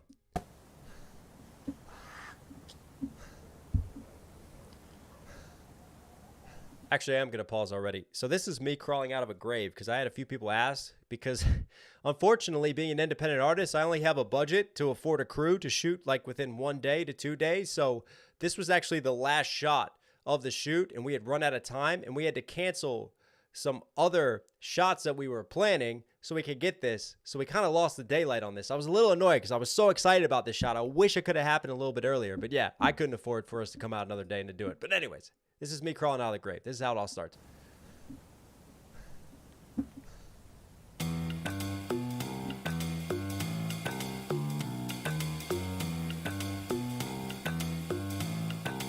Somebody could get up, you're... Old German Shepherd with a German Shepherd. He was born as weathered leather. Oldest bourbon sellers never wrote but knew his letters. He was clever, but no smarts when the Fritz came calling. Whole world at war for the blitz. He was caught up though he made his family leave from the evil they would see. He had hoped they leave him be. Had his limbs chopped down to the trunk. That's one lesson about my family tree. Well, grandfather was a career soldier. He served the red, white, and blue as he got older. Old Uncle Sam had his back and rubbed his shoulder. The Vietnam happened, one landmine and he's blown up. Boom. Now my grandma's a widow. About to get deported, now the press is out a window. Now it's click, click, click, headlines for the wife of a Vietnam hero. But it's cool, she got a medal. I just went and ran it out of hers. The devil and his keys, and I'm sitting in reverse. Tried to back up on my life and make it worse. Dealing with disease, and I know I can't be cured. I'm certain, I'm uncertain, and I'm certainly insured. No, sir, I assure you it's a circus over her. This ain't church. Climbing to the canopy, I'm winding up the family tree. It's nuts, but I think the family's cursed. War widow lost her father and her husband. Now she's on her own in a country who don't... This is such a dope shot. It was so much fun to get. I shared it behind the scenes on my Instagram, but yeah, there's like 4 other people around the coffin. We've got a rig hooked up of the camera attached to the tail end of the coffin and swinging around like this, just to like the framing that Sam did on this, man. He's got such a dope eye for things and setting stuff up. And I love the reflection off of the coffin with that, and just the way we have the framing, the tree to the left there, and how it all sits. But 3 kids, 2 jobs, and she can't afford a budget, but she got the medal from the president. Don't touch it. One day downstairs in the kitchen making dinner. And that's actually, hang on. I know I said I wasn't going to talk because I'm going to talk about a lot more of this song in the process, but that's Sam right there on the left, and that's Ruben, the director, on the right. So, yeah, we had 6 people underneath the coffin carrying it, while, again, the camera is attached to the top of the coffin looking down on me as I'm rapping in it. And I'm conscious of everybody carrying me, which is crazy, and they're kind of shaking, and I'm trying to give my best delivery, but not move too much at the same time, because everybody's fucking trying to carry me as we're trying to get this shot. We also are trying to not to knock the camera. I had my legs like bent up and like a ball underneath of me, just to fit underneath of the camera rig and everything. This was a really complicated shot to set up, but it looks just so dope. For the budget, but she got the medal from the president. Don't touch it. One day downstairs in the kitchen making dinner. The curse intervened on a date you will remember. Youngest son upstairs was in need of intervention. Playing hangman's noose, but there was no imagination. Had the belt around his neck, and the notch got stuck. He was running out of breath, and he tried to scream out, but no one could hear his stress. He collapsed on the floor, no air with seconds left. When mom rushes in, eyes open, he is dead. Well, another leaf falls from the tree. So young, he ain't even reached his teens. Just another tragedy. Guess he could have been an uncle to me. I just went and ran it out of hers. I think what's interesting about that line, and I'll get into more of the story after we're done with this, but that was my uncle dying as a kid. No, he did not commit suicide. He was playing hangman's noose, but there was no imagination. I'm setting up the lines. He actually it was a freak accident. Hence, the speculation of the family curse, but he was upstairs playing with a belt, and he got the notch of the belt stuck, and he asphyxiated himself to death. He choked himself to death, and unfortunately, he smashed into the floor, and that was the first that my grandmother heard. She was downstairs making dinner, and she rushes upstairs, and by the time she got up there, unfortunately, that was it. It's crazy. The devil and his keys, and I'm sitting in reverse. Tried to back up on my life and make it worse. Dealing with disease, and I know I can't be cured. I'm certain, I'm uncertain, and I'm certainly insured. No, sir, I assure you it's a circus over her. This ain't church. Climbing to the canopy, I'm winding up the family tree. It's nuts, but I think the family's cursed. Over time, I have tried to branch out and be different. I give and I give, but I feel like something's missing. Someone, somehow, I'm trying to fix it, but I don't really know. I'm just trying to fill the picture. More tragedy struck when my grandmother died. My uncle lost his leg, then so much for the family line. My mom got divorced, but that's normal. Yeah, those lines right there, I bleeped out because obviously being respectful, there's still some of my family members left. I know this song's going to drag up a lot of memories and stuff, and it was really weird writing this and going through this because it's not just my story, it's other people's that are being told, and I don't know how they're going to respond. So it was actually a request to remove certain lines, and we had certain graphics to coincide with that part, but we had to take those out as well. Nowadays, so I guess that's fine. When my career self-destructs, just know it was all by design. My gift is a curse, and I rep the family ties. I stick to the script as I'm skipping through the lives. In a tree, drip, drip, gasoline. I light the match on my jeans as the smoke fills the skies, and I choke on the demise. I saw a few reactors catch that one. There's so many different, like, tree, family tree, branch references throughout this, but like one of the ones I really enjoyed was the match on my jeans. Like literally you see the jeans that I'm wearing, I like the match, versus the jeans is in my genetics, my family genes. Shout out to the reactors who caught that one. Bars, gotta catch them all in the shirt. Drip, drip, gasoline. I light the match on my jeans as the smoke fills the skies, and I choke on the demise. But Greta Thunberg won't be happy, but it's fun. I dedicate these roots to my family's pie. I just went and ran it out of... Obviously, Greta Thunberg, you know, all for climate change, is not going to be happy with me lighting an entire tree on fire, but it's important me lighting this family tree on fire, because that, to me, the tree being lit on fire, notice the whole time, a lot of the action happens around the tree, and it's symbolic of our family roots and our family heritage and our lines and all of the branches. Like, I'm trying to break this family curse and break those roots, so I'm lighting the tree on fire. It's a huge symbolic reference for me with this and the shot at the end. This is why it's happening at the very end of the song, as I try to come to terms with this whole situation. And that third verse, I finally kind of insert myself and my own story and my own narrative into the conversation. I spent the first two verses telling other people's stories from my family. Then that third verse is my perspective on how I see all these things happening to those around me and speculating on this curse. The devil and his keys, and I'm sitting in reverse. Tried to back up on my life and make it worse. Dealing with disease, and I know I can't be cured. I'm certain, I'm uncertain, and I'm certainly insured. No, sir, I assure you it's a circus over her. This ain't church. Climbing to the canopy, I'm winding up the family tree. It's nuts, but I think the family's curse. Yeah. All right, we'll go through and do the breakdown, but a couple things I want to talk about since we've all watched this together now is, much in the same way, for me, that comedians use humor to deal with uncomfortable situations. And if you look at a lot of comedians, they've had some pretty fucked up past and some pretty dark situations they've had to deal with. And humor became an outlet for them to deal with everything. And it's almost like, you know, in a really awkward situation, like we use humor and there's that one guy that like cracks a joke and we kind of like uncomfortably laugh at a situation. That's kind of how I wanted to approach this video, is use that visual humor and like we're kind of uncomfortably laughing at something that is very serious and very tragic, but we're using humor because it's like one of the few coping mechanisms that we have to deal with it. And for me, the other thing I wanted to do creatively, which I've never done before, but I've always been inspired by. There's a lot of Latino roots with this. And you hear like the brass, you hear the ritmo, you hear sort of the Latin vibes and music to this that really want to get you dancing, right? Almost like you want to step out and do like some fucking cha-cha and some merengue with it, right? But a number of those songs, which is really interesting, is if you listen to the lyrics, they get pretty fucking serious. There's like political revolution talk. There's all kinds of really heavy issues that are discussed that you're like dancing to. You're like, yeah. So I really wanted to have this juxtaposition of this super lighthearted, bouncy track that forces you to nod your head and like unconsciously, like you're fucking enjoying it, right? You're like, this is a hit. I'm loving this.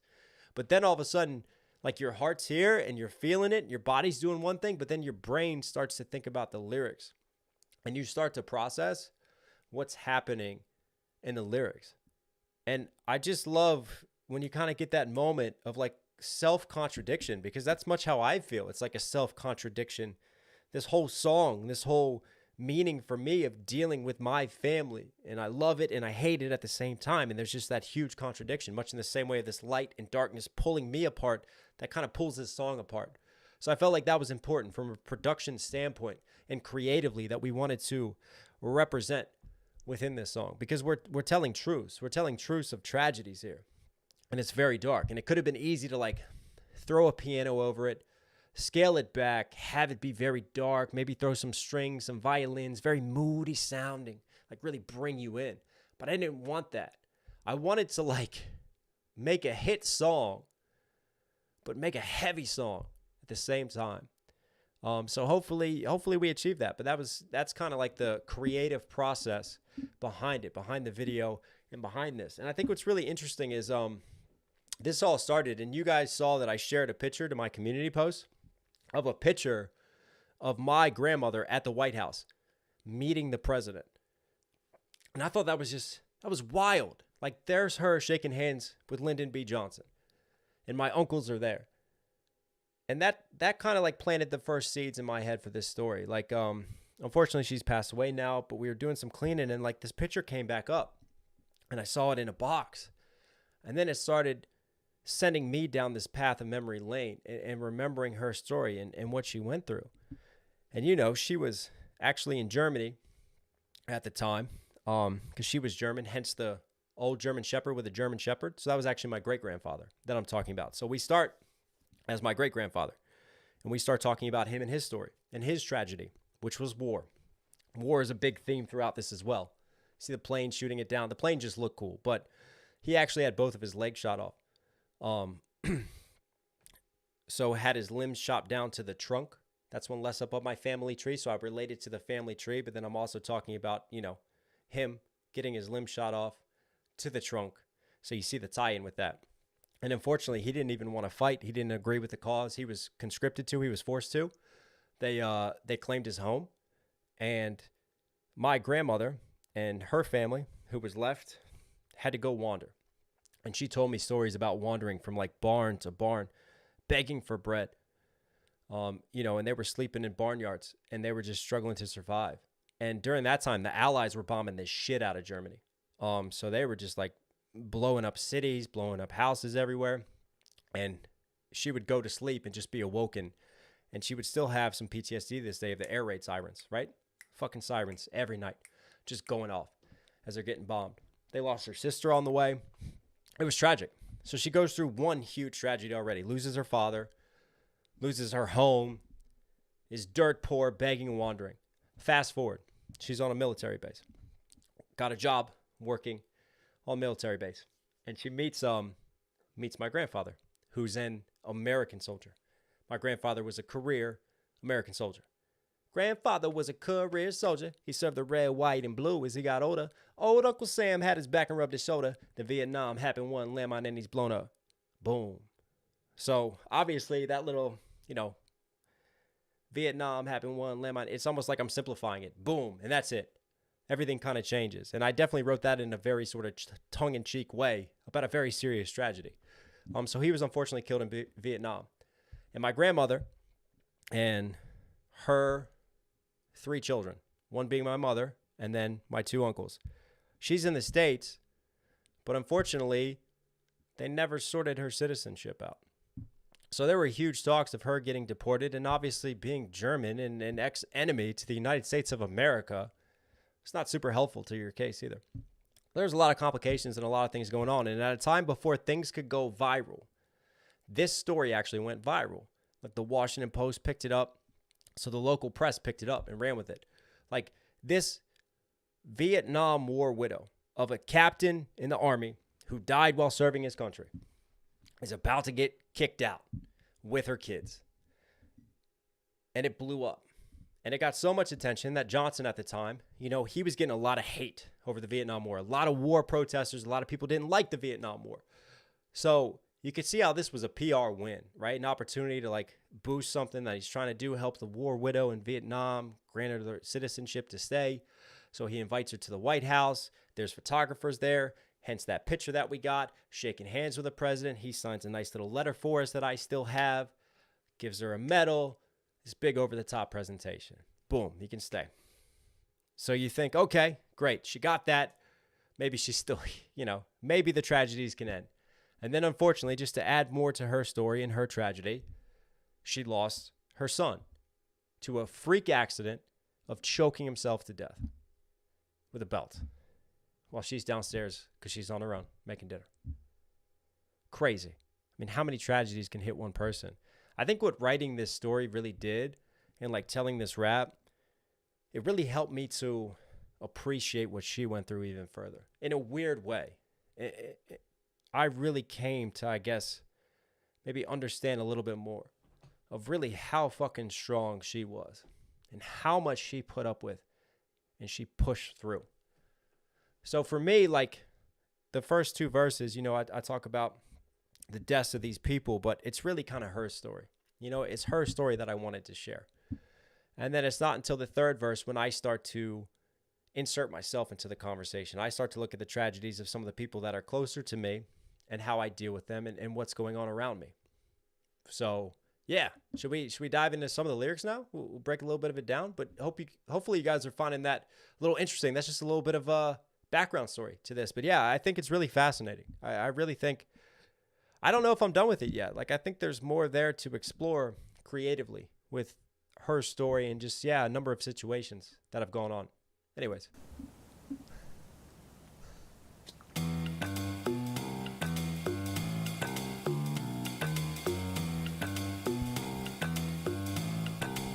I could get up here.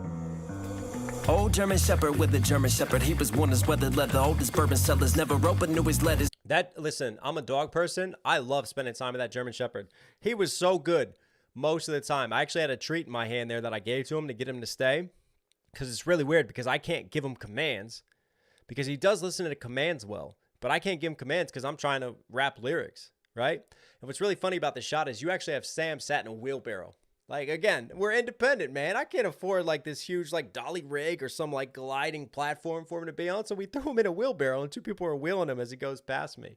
So there's a lot happening. You got, like, crew there. You got a lot of things happening. And this dog was the MVP to me. This dog was dope, man. I wish I could have taken him home with me. Old German Shepherd with a German Shepherd. He was born as weathered leather. Oldest bourbon sellers never opened knew his letters. He was clever, but no smarts when the Fritz came calling. Whole world at war for the... Fritz came calling.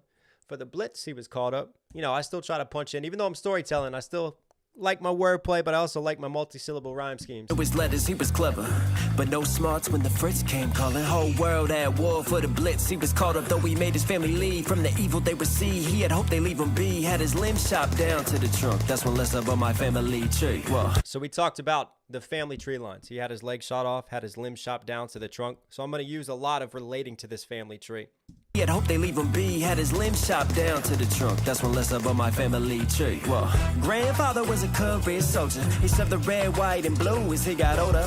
Old Uncle Sam had his back and rubbed his shoulder. Then Vietnam happened, one landmine and he's blown up. Boom.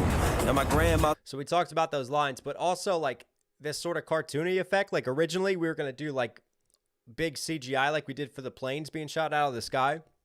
But then it was like, how can we add another element of this maybe kind of cheesy, like cartoony humor to it, like almost cartoonize it, right? Like take something that's serious and like, again, sort of like a comedian approaching a dark situation or something uncomfortable, like do something different. So hence like you see like the comic effects, like the boom happening. And then when I play my grandmother, right? Like the click, click, click. You see that happening as these little bubbles, almost like comic-like for the situation. Rubbed his shoulder. Then Vietnam happened, one landmine and he's blown up. Boom. Now my grandma's. This was actually one of the hardest videos I've ever filmed because like normally for a lot of music videos, like even Pot in the Kettle, like we had certain moments that we had to get and we had to like sync up and do. But like overall, when you do a music video, a lot of times it's like you do the full take, right? So like you shoot that full take all the way through and then you just like take the best bits from this take over here at this location, the best bits from this location and that location. With this, we're telling a story visually and it's very specific to what's happening with the lyrics. So if you think about all the costume changes and the different angles and locations that we had to have happen, and what's wild is we didn't shoot this in order. Like the first day, it was a fucking downpour. It was miserable. I was freezing my ass off and I'm supposed to sat there like swinging in the swing and stuff, like looking like everything's fine. And I'm telling this like story, very tongue in cheek. Man, that was hard. But anyways, you know, like I appreciate more, I guess, what like actors go through on not music video, but you know, movie sets, because we shot so many things out of order. It's like this Uncle Sam shot, even though it's near the beginning of the song, was actually the second to last shot of day 2. You know, when we were like at the very end, like we're just jumping all over the place. So like I'm trying to like put myself into characters and lyrics like so out of place, like disjointed, right? Even though you guys watch it and it flows all the way through, it was kind of wild. Just like we know we wanted to get like these lines and like I can't even like get into it. Like we got maybe like we played the line or two before and it's like I got to get into character right away. And I got 2 lines to get this right. And we're also on a time limit because again, we can only afford to have the crew for this long, so we got to get the shots right. So it's not like we have the luxury of doing like multiple days. It's like we got to fucking bang this. We got to get this right. So like every scene set up and location, I maybe get like 3 or 4 tries to like get everything right. We got to get the shot right. We got to get my delivery right. Like the degree of difficulty of this was the hardest music video I think I've ever shot. But it paid off. I definitely feel like it paid off in the end. Red soldier, he served the red, white, and blue as he got older. Old Uncle Sam had his back and rubbed his shoulder. Then Vietnam happened, one landmine and he's blown up. Boom. Now my grandma's a widow, about to get deported. Now the press is out a window. Now it's click, click, click. Headlines for the wife of a Vietnam. We're not even gonna talk about this. Bro, but it's cool, she got a medal. I just went and ran it out of hers. The devil and his keys, and I'm sitting in reverse. About to back up on my life and make it worse. Oh man, I love that sequence. You know what's funny? I just went and ran it out of hers. The devil and his keys, and I'm sitting in reverse. About to back up on my life and make it worse. Like that rhythm, that sort of ritmo to it, and just that melody, like creatively things just hit you at the most awkward of times. I was actually on the Money Game 3 shoot. And I'm on set of Money Game 3, and Ren's doing his walkthrough. When this idea popped in my head, I'm like, holy fuck, I need a laptop. Go get a laptop from someone. I had to like try to link my phone because there was no internet there to the laptop. Go find where like the roots of this beat were, because this beat wasn't even fully made yet, but I knew we had the roots of it. So I had to go get the roots and then lay this out. So I actually wrote this entire hook while on set for Ren's shoot, ironically. And while he sat doing his thing, I'm like away in a dark corner with my headphones on, walking through this and trying to get it done. The devil and his keys, and I'm sitting in reverse. About to back up on my life and make it worse. Dealing with disease, and I know I can't be cured. I'm certain, I'm uncertain, and I'm certainly insured. No, sir. I'm certain, I'm uncertain, and I'm certainly insured. Why am I insured? Because of all this tragedy happening. But also I kind of said it where it can still be a flip of like certainly unsure. It's sort of like it can be a double, but it can also not be a double. I don't know. Can we take it as a double? Because I wrote it meant to be a double. But yeah, anyways. Dealing with disease, and I know I can't be cured. I'm certain, I'm uncertain, and I'm certainly insured. No, sir, I assure you it's a circus over her. This ain't church. Climb into the canopy. Who has like that family dynamic, right? You go to a family reunion, and you got some crazy motherfuckers in your family. It is like a goddamn circus. Yeah. Welcome to me. I'm winding up the family tree, it's nuts, but I think the family's cursed. War widow lost a father and a husband. Now she's on her own in a country who don't love her. 3 kids, 2 jobs, and she can't afford a budget. But she got the medal from the president, don't touch it. One day downstairs in the kitchen making dinner, the curse intervened on a date you will remember. Youngest son upstairs was in need of intervention, playing hangman. So obviously, if you notice, like sometimes we jump into characters, so I got the overalls. And the reason like I'm swinging is because I'm trying to play the character of my uncle who, you know, as a kid, had that just freaking horrific accident. So I'm kind of playing him sad over the grave as we're kind of like contemplating that ending. Intervene on a date you will remember. Youngest son upstairs was in need of intervention, playing hangman's noose, but there was no imagination. Had the belt around his neck, and the notch got stuck. He was running out of breath, and he tried to scream out, but no one could hear his stress. He collapsed on the floor, no air with seconds left. When mom rushes in, eyes open, he is dead. Well, another leaf falls from the tree, so young, he ain't even... Another leaf falls from the tree, you know, a lot tying back to the family tree, you know, symbolically representing death through that. Dead. Well, another leaf falls from the tree, so young, he ain't even reach his teens. Just another tragedy, guess it could have been an uncle to me. I just went... One of the reasons why this was so hard as well to film is because since it's such a true story, and I'm conscious of the people who are still here, right? Like we're trying to like have that humor, make light of things, have that juxtaposition of light and dark, and my way of trying to cope with it. But at the same time, I didn't want to like be too over the top with things. I didn't want to discredit anyone. Like normally, if this makes sense, like as I'm performing, I'm thinking about my lyrics and I'm thinking about my mannerisms and just like trying to look the best I can. There was like another layer to this video compared to all the others. And I was mentally and psychologically drained because the new layer and wrinkle to this one while filming it was me not trying to discredit anyone. Me making sure that none of my mannerisms are too like over the top or might really like offend someone in my family, that I'm still like paying them homage in the right way and I'm kind of like doing things right. So I'm always like questioning like every single move and every single thing. And there were like a lot of meetings that we had reviewing, watching the video quickly and just like What do you think about this? Is this too much of this? Is this too much of that? And there's a lot of discussions around this, around how we could handle it. And also, like, I think this part was important because I think we always knew that we didn't want to, like, physically have any sort of, like, choking or anything like that. We're just going to talk about it. We're going to let the visual story just, like, send your imagination there. But we're not going to, like, show it. You know what I mean? Run it out of hers. The devil and his keys, and I'm sitting in reverse. About to back up on my life and make it worse. Dealing with disease, and I know I can't be cured. I'm certain, I'm uncertain, and I'm certainly insured. No, sir, I assure you it's a circus over her. This ain't church. Climbing to the canopy, I'm winding up the family tree. It's nuts, but I think the family's cursed. Over time, I have tried to branch out and be different. Get it? Branch out. I've tried to be different. Follow my own path versus the branches on the family tree. Up the family tree, it's nuts, but I think the family's cursed. Oh, climbing to the canopy, I'm winding up the family tree. It's nuts. It's crazy. It's nuts, but also nuts are on trees. Yeah. Over time, I have tried to branch out and be different. I give and I give, but I feel like something's missing. Someone, somehow, I'm trying to fix it. But I don't really know, I'm just trying to fill the picture. More tragedy struck when my grandmother... Fill the picture, like the picture that I'm telling you, but also like looking at the family photograph because there are people missing from that picture, so I'm trying to fill it. Like, what am I really trying to achieve by this song? This is me kind of breaking the fourth wall and like walking you through my thought process of all this. To fix it, but I don't really know, I'm just trying to fill the picture. More tragedy struck when my grandmother died. My uncle lost his leg, then so much for the family line. My mom got divorced, but that's normal nowadays, so I guess that's fine.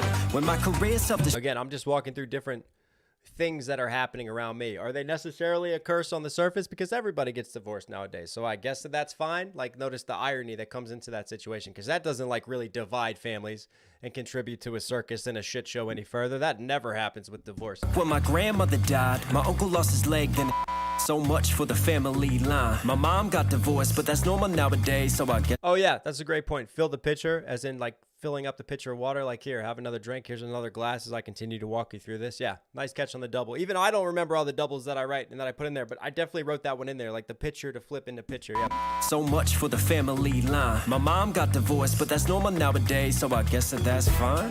When my career self-destructs, just know it was all by design. My gift is a curse, and I rep the family ties. I stick to the script. Notice how I'm like swinging below the tree, almost like, again, trying to like make light of a situation. I'm kind of childlike. And if you guys notice, like here, I'm wearing my bar shirt because, again, this is me. This is reflective of me in the situation now. No, it was all by design. My gift is a curse, and I rep the family ties. I stick to... My gift is a curse relating to family curse, but my gift of rap and storytelling and all these things, but my gift is really this curse that I get to share with you all as I rep the family ties. Just know it was... Get it? Like tying up a gift versus like the things that tie us and bond us and keep us together as a family. By design, my gift is a curse, and I wrap the family ties. And then I said I wrap the family ties. So I'm either wrapping it, like I'm wrapping it up, or I'm wrapping it on this track and I'm giving it to you. Career self-destructs, just know it was all by design. My gift is a curse, and I wrap the family ties. I stick to the script as I'm skipping through the lives. In a tree, drip, drip, gasoline. I like the match on my jeans. I stick to the script as I'm skipping through the lives, but I also said it so it could sound like lies as well. To the script as I'm skipping through the lives. In a tree, drip, drip, gasoline. I like the match on my jeans as the smoke fills the skies, and I choke on the demise. But Greta Thunberg. Drip, drip on my jeans, right? So the drip, drip of the gasoline, but also like the drip that I'm wearing, and like we talked about the match to the jean scheme, like jeans is in genealogy versus the jeans that I'm wearing. And I like the match on my jeans as the smoke fills the skies, and I choke on the demise. But Greta Thunberg won't be happy. But as the smoke fills the skies and I choke on the demise from all of this, like, am I choking on the family curse, or am I just indulging in my own self-destruction right now?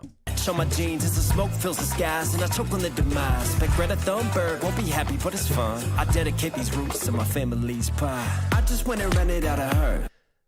If you look to the right, because this happens pretty quickly, notice the homies holding up the coffin. This was the hardest shot, I think, to do, because what you can't see is, one, it is just the heavens have opened up.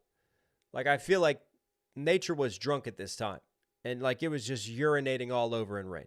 It was lashing down rain. It was windy as shit. The wind was blowing everywhere. Like, I was nervous. Like, we shot the first take, and I had to bend down on the coffin because I didn't feel comfortable just like totally standing up, because you're a lot higher than you think up there.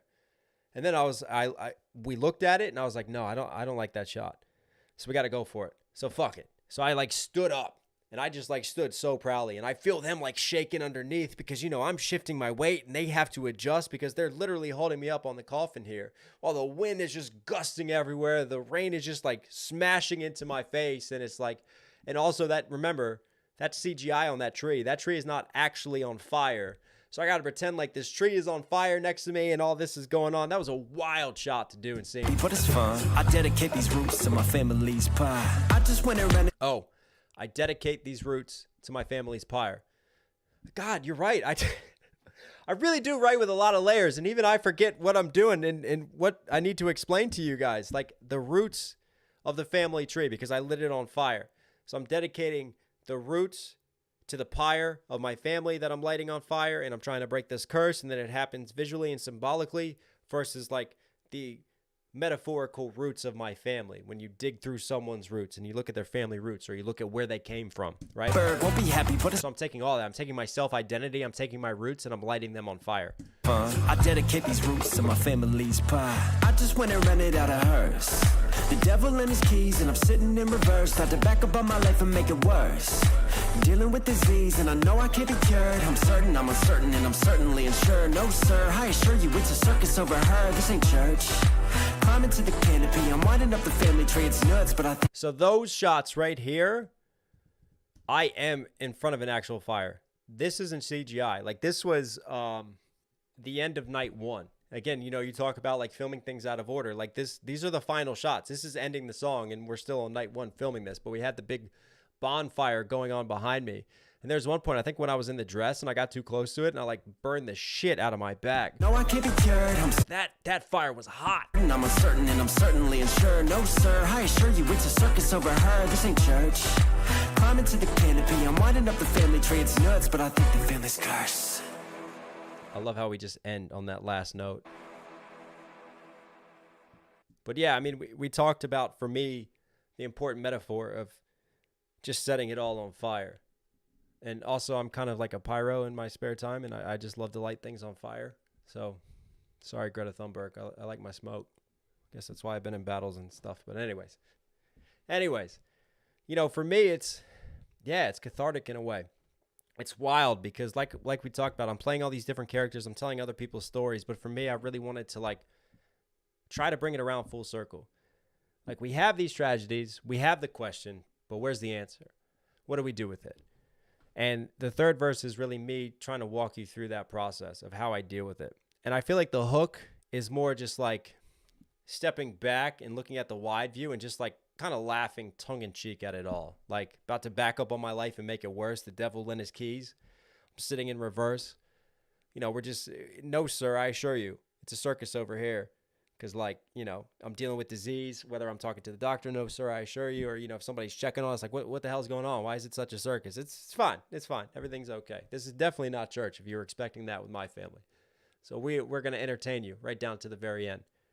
So that hook is definitely, like, injecting that humor.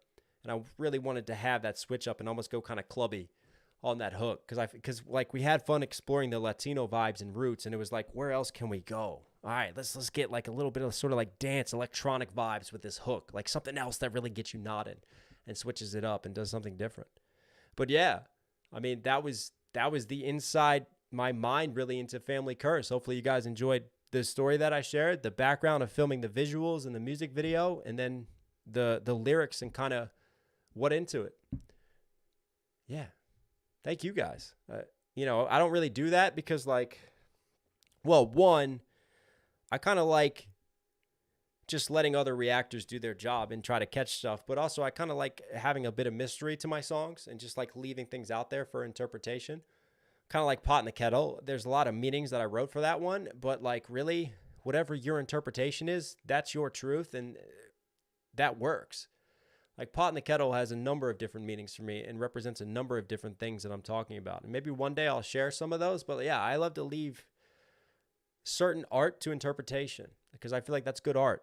I think this one, it's such an interesting story and there's so much more background to it. That's kind of why I wanted to dive into this and share it with you guys.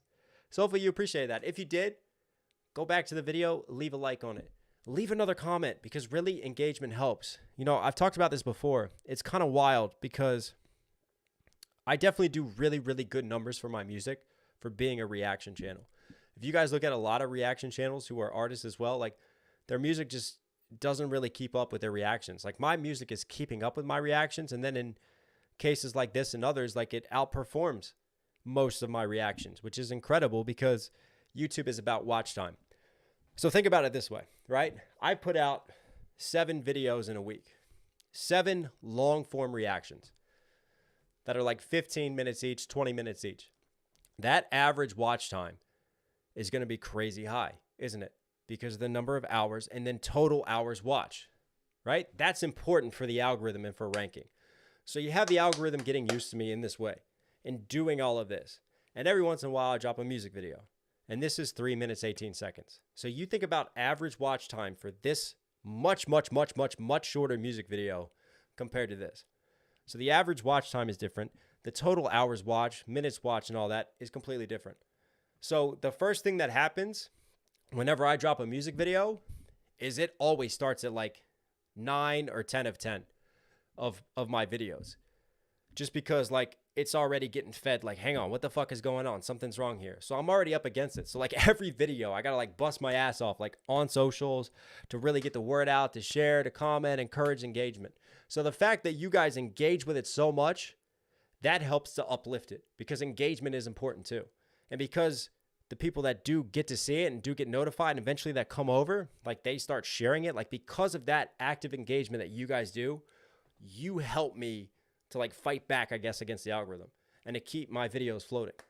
And yeah, like there's definitely times and moments when it's like, I drop a music video, I busted my ass off for it. We put so much time and money into it. I could let that sit. You know, that could be like the only thing that I drop for 2 weeks and it would get like 4, 5, 6 times the amount of views that these do.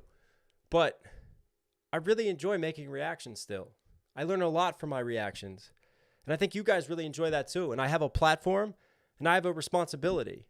And I get a lot of messages from you guys of how much my reactions like help you. And they're a good distraction and they help you to appreciate art that much more and appreciate other musicians. And like when someone drops something new, you're looking to me to react to it. So it's like I'm still trying to balance, you know? So yeah, it could be easy just to lean completely in because we're definitely at that point where I could lean all in as an artist because we're there, man. We're there. But I'm balancing. I'm going to keep confusing the algorithm. I'm going to keep throwing things off. You know, I drop a video and then the next day I'm right back at reactions. And then that just pushes that video down even further and hurts it. So it's just what I'm getting at is I'm just letting you guys know a part of my process and what goes into this behind the scenes. But I'm also coming around to say thank you so much for the support of my music, for listening to it, for commenting on it, for being here for it, because it really does help a hell of a lot, and it means so much. So thank you guys.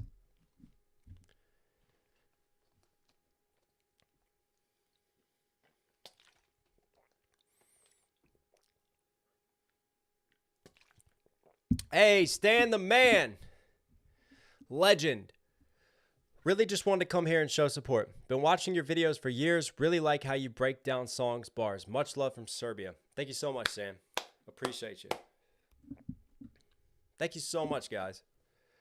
All right. I'll tell you what. I feel my voice going a little bit. My voice is definitely starting to run on empty. This is what happens when I talk too long. Got a weak-ass voice. Comment some words. I'm going to give you a freestyle because we hit our goal. I'm going to give you a freestyle. You're going to get that freestyle, and then we'll do some shout-outs. All right? Let's go. Give me your words. Start commenting in chat. Let's see if I got any on deck. Stan the man, you're a legend.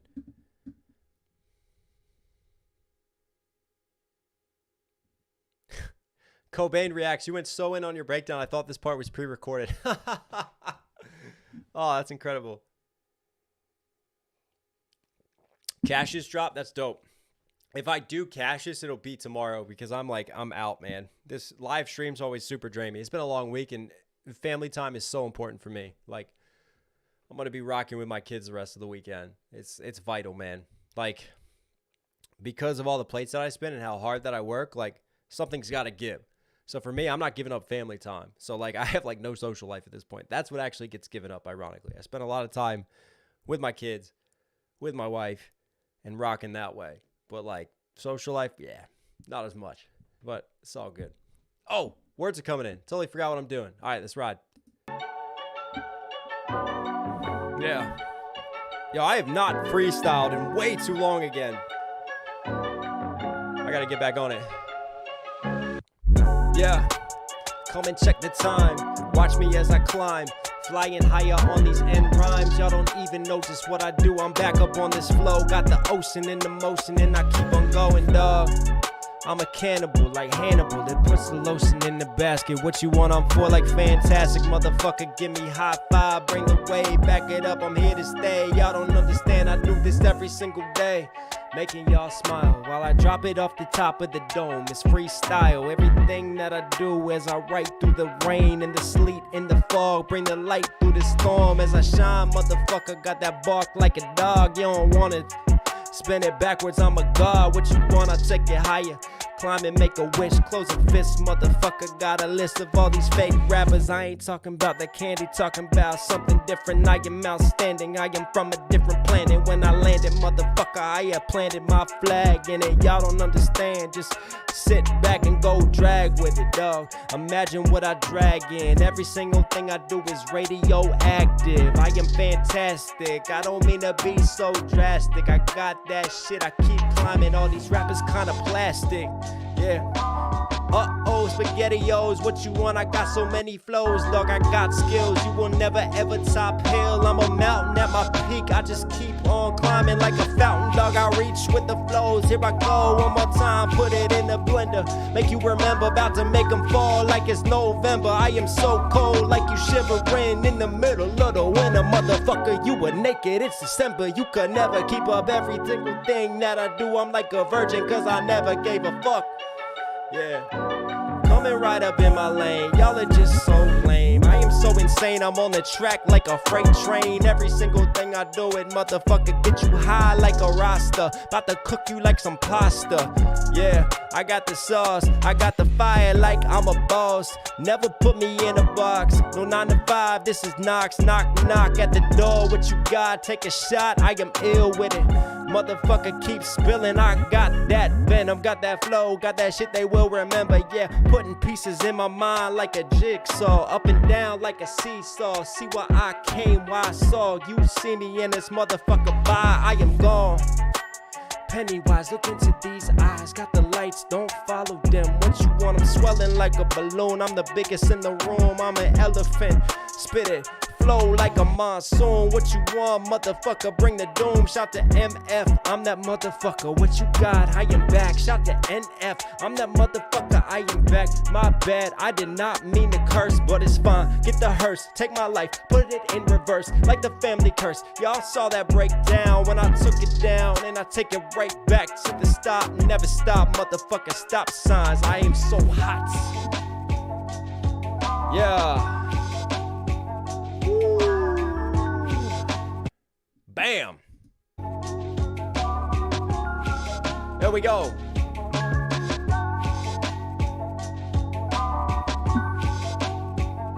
That was fun. That was fun. Did you guys enjoy that? Those are some great words, man. Y'all hit me with a lot. I saw some of the Benzinos, but I was like, nah, we'll save that. We'll save that. We'll let Cassidy do his thing and Eminem do his thing. Angel saying hi. Fire Freestyle. $50 donation for the freestyle. Let's go. Let's go. Thank you so much. Lions Den Rez, keep being you. Thank you so much for the donation. It really means a lot. I hope you guys enjoyed that freestyle. Like I said, I definitely feel like I could be a really dope freestyler. Like if I actually put the time into the craft, that's the problem. We don't have time for it. We just keep working on the pen game and the writtens and everything else that I'm doing. But maybe one day we'll get more time and I could just like practice freestyling every day. Like really the only times I freestyle are when we do these lives, which is like once a month. So I appreciate it. I appreciate all the love you guys give me when we come through and try to do these freestyles, man. T go crazy. Knox Hill is a GOAT. That is all. Hey, man. I'm not a GOAT yet, but I appreciate the love, man. Thank you so much. Stan the man. Just for that Knox bar. Spitting straight fire, man. See you around. Hey, stand the man. I'll see you around too, bro. Thank you, man. Appreciate you. Appreciate you guys. You guys loved it. Yes, yes, you are on fire, says Heidi. Noel says, this is so fun. Jenica with the fire emoji. Let's go. Thank you, guys. I'm glad you enjoyed it. Listen, this has been a good one. This has been a good one. I felt like we've had a really good Benzino breakdown. I think we've had a really good family curse breakdown. You got a freestyle, too. That was for Ben, for all the donations from earlier. Thank you so much, Ben. Appreciate you, homie. Much love to you. But, yeah, let me shout you guys out now. Let me shout you guys out. Please let me know where you're from. Let me return some of the love that you give me. Let me shout you out. Let me know. Let me know where you're rocking from. Let's show it to you. Let's bring it back. Casper, I'm loving this live. Casper, I also saw that, did you say Cash has already dropped? That's dope, man. Solomon, dope shit. Dope shit. Well, duh, Ben. I'm not a freestyler, bro. I just do it for fun. I'm a good writer, though. And that's just confidence. That's not cockiness. Zenitha from Finland. Desi from Norway. Kat from Houston. 24K from Colorado. Casper from Florida. Safro Mac 10 from UK. Ho, let's go. Sophia Marchong from the UK. Cynthia Becker from Melbourne, Australia. Leon's Denrez. Knox is his own ghostwriter. Absolutely. Sano Mehmet, Team UK. Jean Snow, I'm from France. 0911 Beats, love from Germany. Cabbage, stay warm, stay safe. You too. Decryption from Canada. Taran Parwani from India. Yes, let's go. Love to see it. G Unit, France, let's go. Rennerin from Phoenix. Christina Castro from New Jersey. Annette Anderson from Sweden. Neold84 from Estonia, rocking through. Thank you so much. Non-Ripe Loki, I love that name. Augustburg, Germany. Manny is from Earth. I'm from outer space. Let's meet in the middle. Jessica Castro, I'm from California. Yes. Let's go. Love to see it. Dog, Doc, Cat. That is a great name. Calgary, Alberta. GeoFlip99, Brooklyn Bridge in the building. NYC, I love it. I love it. Solomon, True Confidence, 100%. Tricia Smith from England. Roosevelt Robinson from Milwaukee. Tez Kid 87, Sheffield, UK. Star Fox Mac 10, Knox, your content just keeps getting more fire and fire. Absolutely, I'm always grinding. I'm always grinding. Heidi from England. Jen from Philly. Dylan from Kansas. Chi-Chi from Brighton. I've been there. T-Go Crazy from the DMV. You fucking know it. Love to see that. Home team in the building. Drew Alexander from Suffolk. Chelsea from Oregon. Tourniquet, Knox is global. That's a beautiful thing. That's why I love doing these shout-outs. We get to see where you guys are from, and it is worldwide. Shashwat from India. Edgogs Random from Arizona. Ada from France. Daz, always good to see you. Daz from Leeds, UK. Azure Crab from the West Coast. Benham from Iran. Thanks for rocking with me. Chris from North Carolina. Let's go. Isaiah. Thank you, Knox Hill. Thank you, Isaiah. Always good to see you in here, man. Always good to see you. Tourniquet. Let's get Knox to 100K on Spotify. Yeah, look out, by the way. Announcements, right? New song dropping next Friday. Go follow my Spotify. If you don't follow me on Spotify, what are you doing? Please go follow me on Spotify. I have new music dropping for the next every 2 weeks to 3 weeks from now for a while. I am working hard for you guys, and I promise you, you're really going to enjoy some of these singles we got coming through. We got a new album on the way as well, but yeah, it really does go a long way. Go follow the Spotify. Go show some love. And we're going to be doing some giveaways to help support that on the Spotify as well, so stay tuned for that. Also, Wednesday. I've been getting so many requests about these hats. I got you. Wednesday, we launch them. knoxhillmusic.com. It's coming. Pay attention to my socials. I'll let you know. Richard from Tucson. Sia from South Africa. VR35C from Saudi. What the pack? Yeah, enjoyed this. Enjoyed you. Thanks for being here. Andre, Nicotina Reaction. New Mexico Badlands. Ooh, okay. Jan Wilder. Inskip UK. That is in Lancashire, isn't it? MC Games. Czechia, Ostrava. Oh, I know who Jan Wilder is. Barbie Doll 4257 from South Carolina. Matthew Joseph, Sunbury, Ohio. T. Bogo from South Africa. Jen Ramirez, Home Sweet Home, DMV. Let's go. Aubrey, South Africa.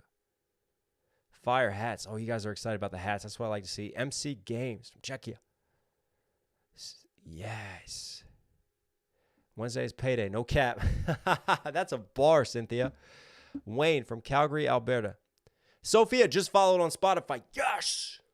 That's what I'm talking about. Thank you so much. Thank you so much for the follows. Thank you so much for the love, guys. Jay Thompson from Cincinnati, Ohio. I love doing these lives with you. And listen, I know some of you are lurking. Some of you were waiting. You were hoping for me to open requests. I want to let this one live where it is because it's long enough. But we will be back for another live stream this month. And we will take on requests. I got you. I got you, people. You know I always got you. Scott Durham, first time live. Did you enjoy it? I hope you enjoyed it, Scott. Thanks for being here. Rodolfo, Dominican here, living in the Netherlands. Kudos to your Spanish reactions. Hey, gracias por apoyar. Joseph from New Jersey. Grumpy from Knoxville, Tennessee. A lot of people think my name came from Knoxville. It did not, but yeah, Knoxville is a dope place, man. Jay from Tampa. Thank you so much, Jay. Where's Sexy Chicken? Oh, I got to bring back the Sexy Chicken shirts, don't I? You're right. Shashwat, Knox, your new song is going to be a different vibe or similar to Family Curse. You'll have to wait to see. I like keeping you guys on your toes. I think you'll really like it, man. Joseph from New Jersey. Constantina from Athens. Matt from Hastings. Vidar, this is the first stream I've made it to. Love from Sweden. Love your vids. Thank you so much, Vidar. LMMS. Love from Albania.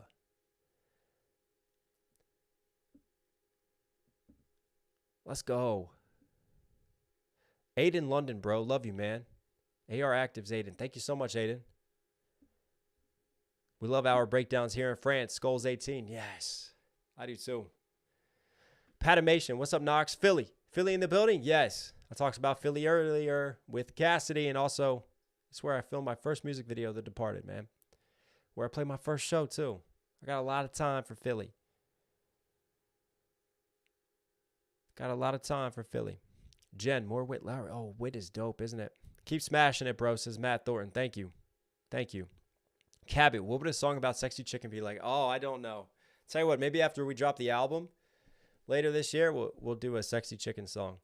I think it needs to happen. Scott A, love from Queens. Solomon, you got to collab with Emma B. Fire. Oh, that'd be a dream come true, man. Emil, Connecticut in the house. Let's go. Chelsea, Blacklist and Chaos Theory, pretty please. Chelsea. I haven't forgotten, don't worry. I've not forgotten. Knox, who responds to Benzino? Jason Maslin, Bars and Flow, and Battle Rap Marshall. I don't know. Cassius is going to drop. All right. Charles says Cassius drops at 10 p.m. 10 p.m. we will see. We've all been put on blast. The Big Bean donated 50 on Streamlabs, but didn't see it pop up. Oh, did I miss it, Big Bean? I'm catching it now. Thank you so much, Big Bean. You are a legend. Really, really appreciate you, man. Thank you. Love your reactions, the way you break things down. Your ear for music is insane. I love you react to BLP Kosher. Inferno 2, his pen is crazy. Don't let his look fool you. Interesting. I've seen some BLP Kosher requests. I might start looking into this one. Maybe we'll get a reaction next week. Thank you so much for the request and for the huge support, man. It means a lot. Little hello from France, man. I was watching you react. Helps me catch a lot of shit. Thanks for the work, homie.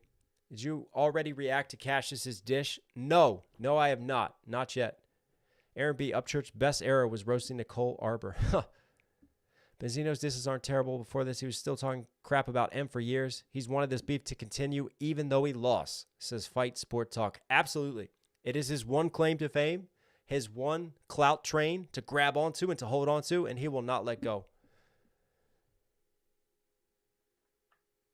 He will not let go. Did you know M actually did try making battle rap mainstream? It was the BR community that told him off. If you look up Eminem Total Slaughter Flop, you could see a transcript of Murder Mook talking about it. Interesting. I want to go watch that. Yeah. Aaron B. Knox, I watch you daily. You're the gold standard. Well, thank you so much, Aaron. It means a lot. And then obviously Tattooed Wine Guy came in and did amazing. Cabot, I love being a student in Professor Knox's classes. I love that you guys are here. Even the ones lurking in the back. Hi. Take notes, class. There'll be a test next week. New Connor Price reactions. I got fingers crossed on something big with Connor. I don't want to spoil it, but we'll see.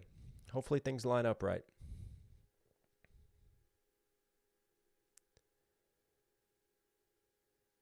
Always here to support awesome artists and reviewers. Thank you, guys. MC, I love you, Knox. Thank you. I love you, too. All right, guys, listen. I'm going to wrap it up here. I say this always. You could be doing anything right now. For whatever reason you choose to spend part of your valuable time, your time is valuable and precious on this earth. You choose to spend that valuable time with me, a little bit of it. So thank you. Thank you for the support. I just want you to know, no matter where you are, no matter what you're going through, please know that you were never, ever truly alone. I've been there. I've had my clouds. I fought through my depression. I've been on the edge. I've been dirt poor. I've been in crippling debt. Keep going. Keep fighting. And in a world that really wants to divide us on social media, that wants to make you mad, wants to make you upset, one team over the other, please try to live by one simple rule. Treat others the way you yourself want to be treated. Treat others with respect. And you can't go wrong. Social media likes, clicks, attention, money comes and goes. Can't take that with you on the next journey. But build memories. Build experiences with your friends, with the people who care about you, and you'll never regret it. Take care of yourselves, guys. Take care of your hearts. Take care of your mentals. I love you. I will catch you again. It's one and only Knox Hill, and I'm out.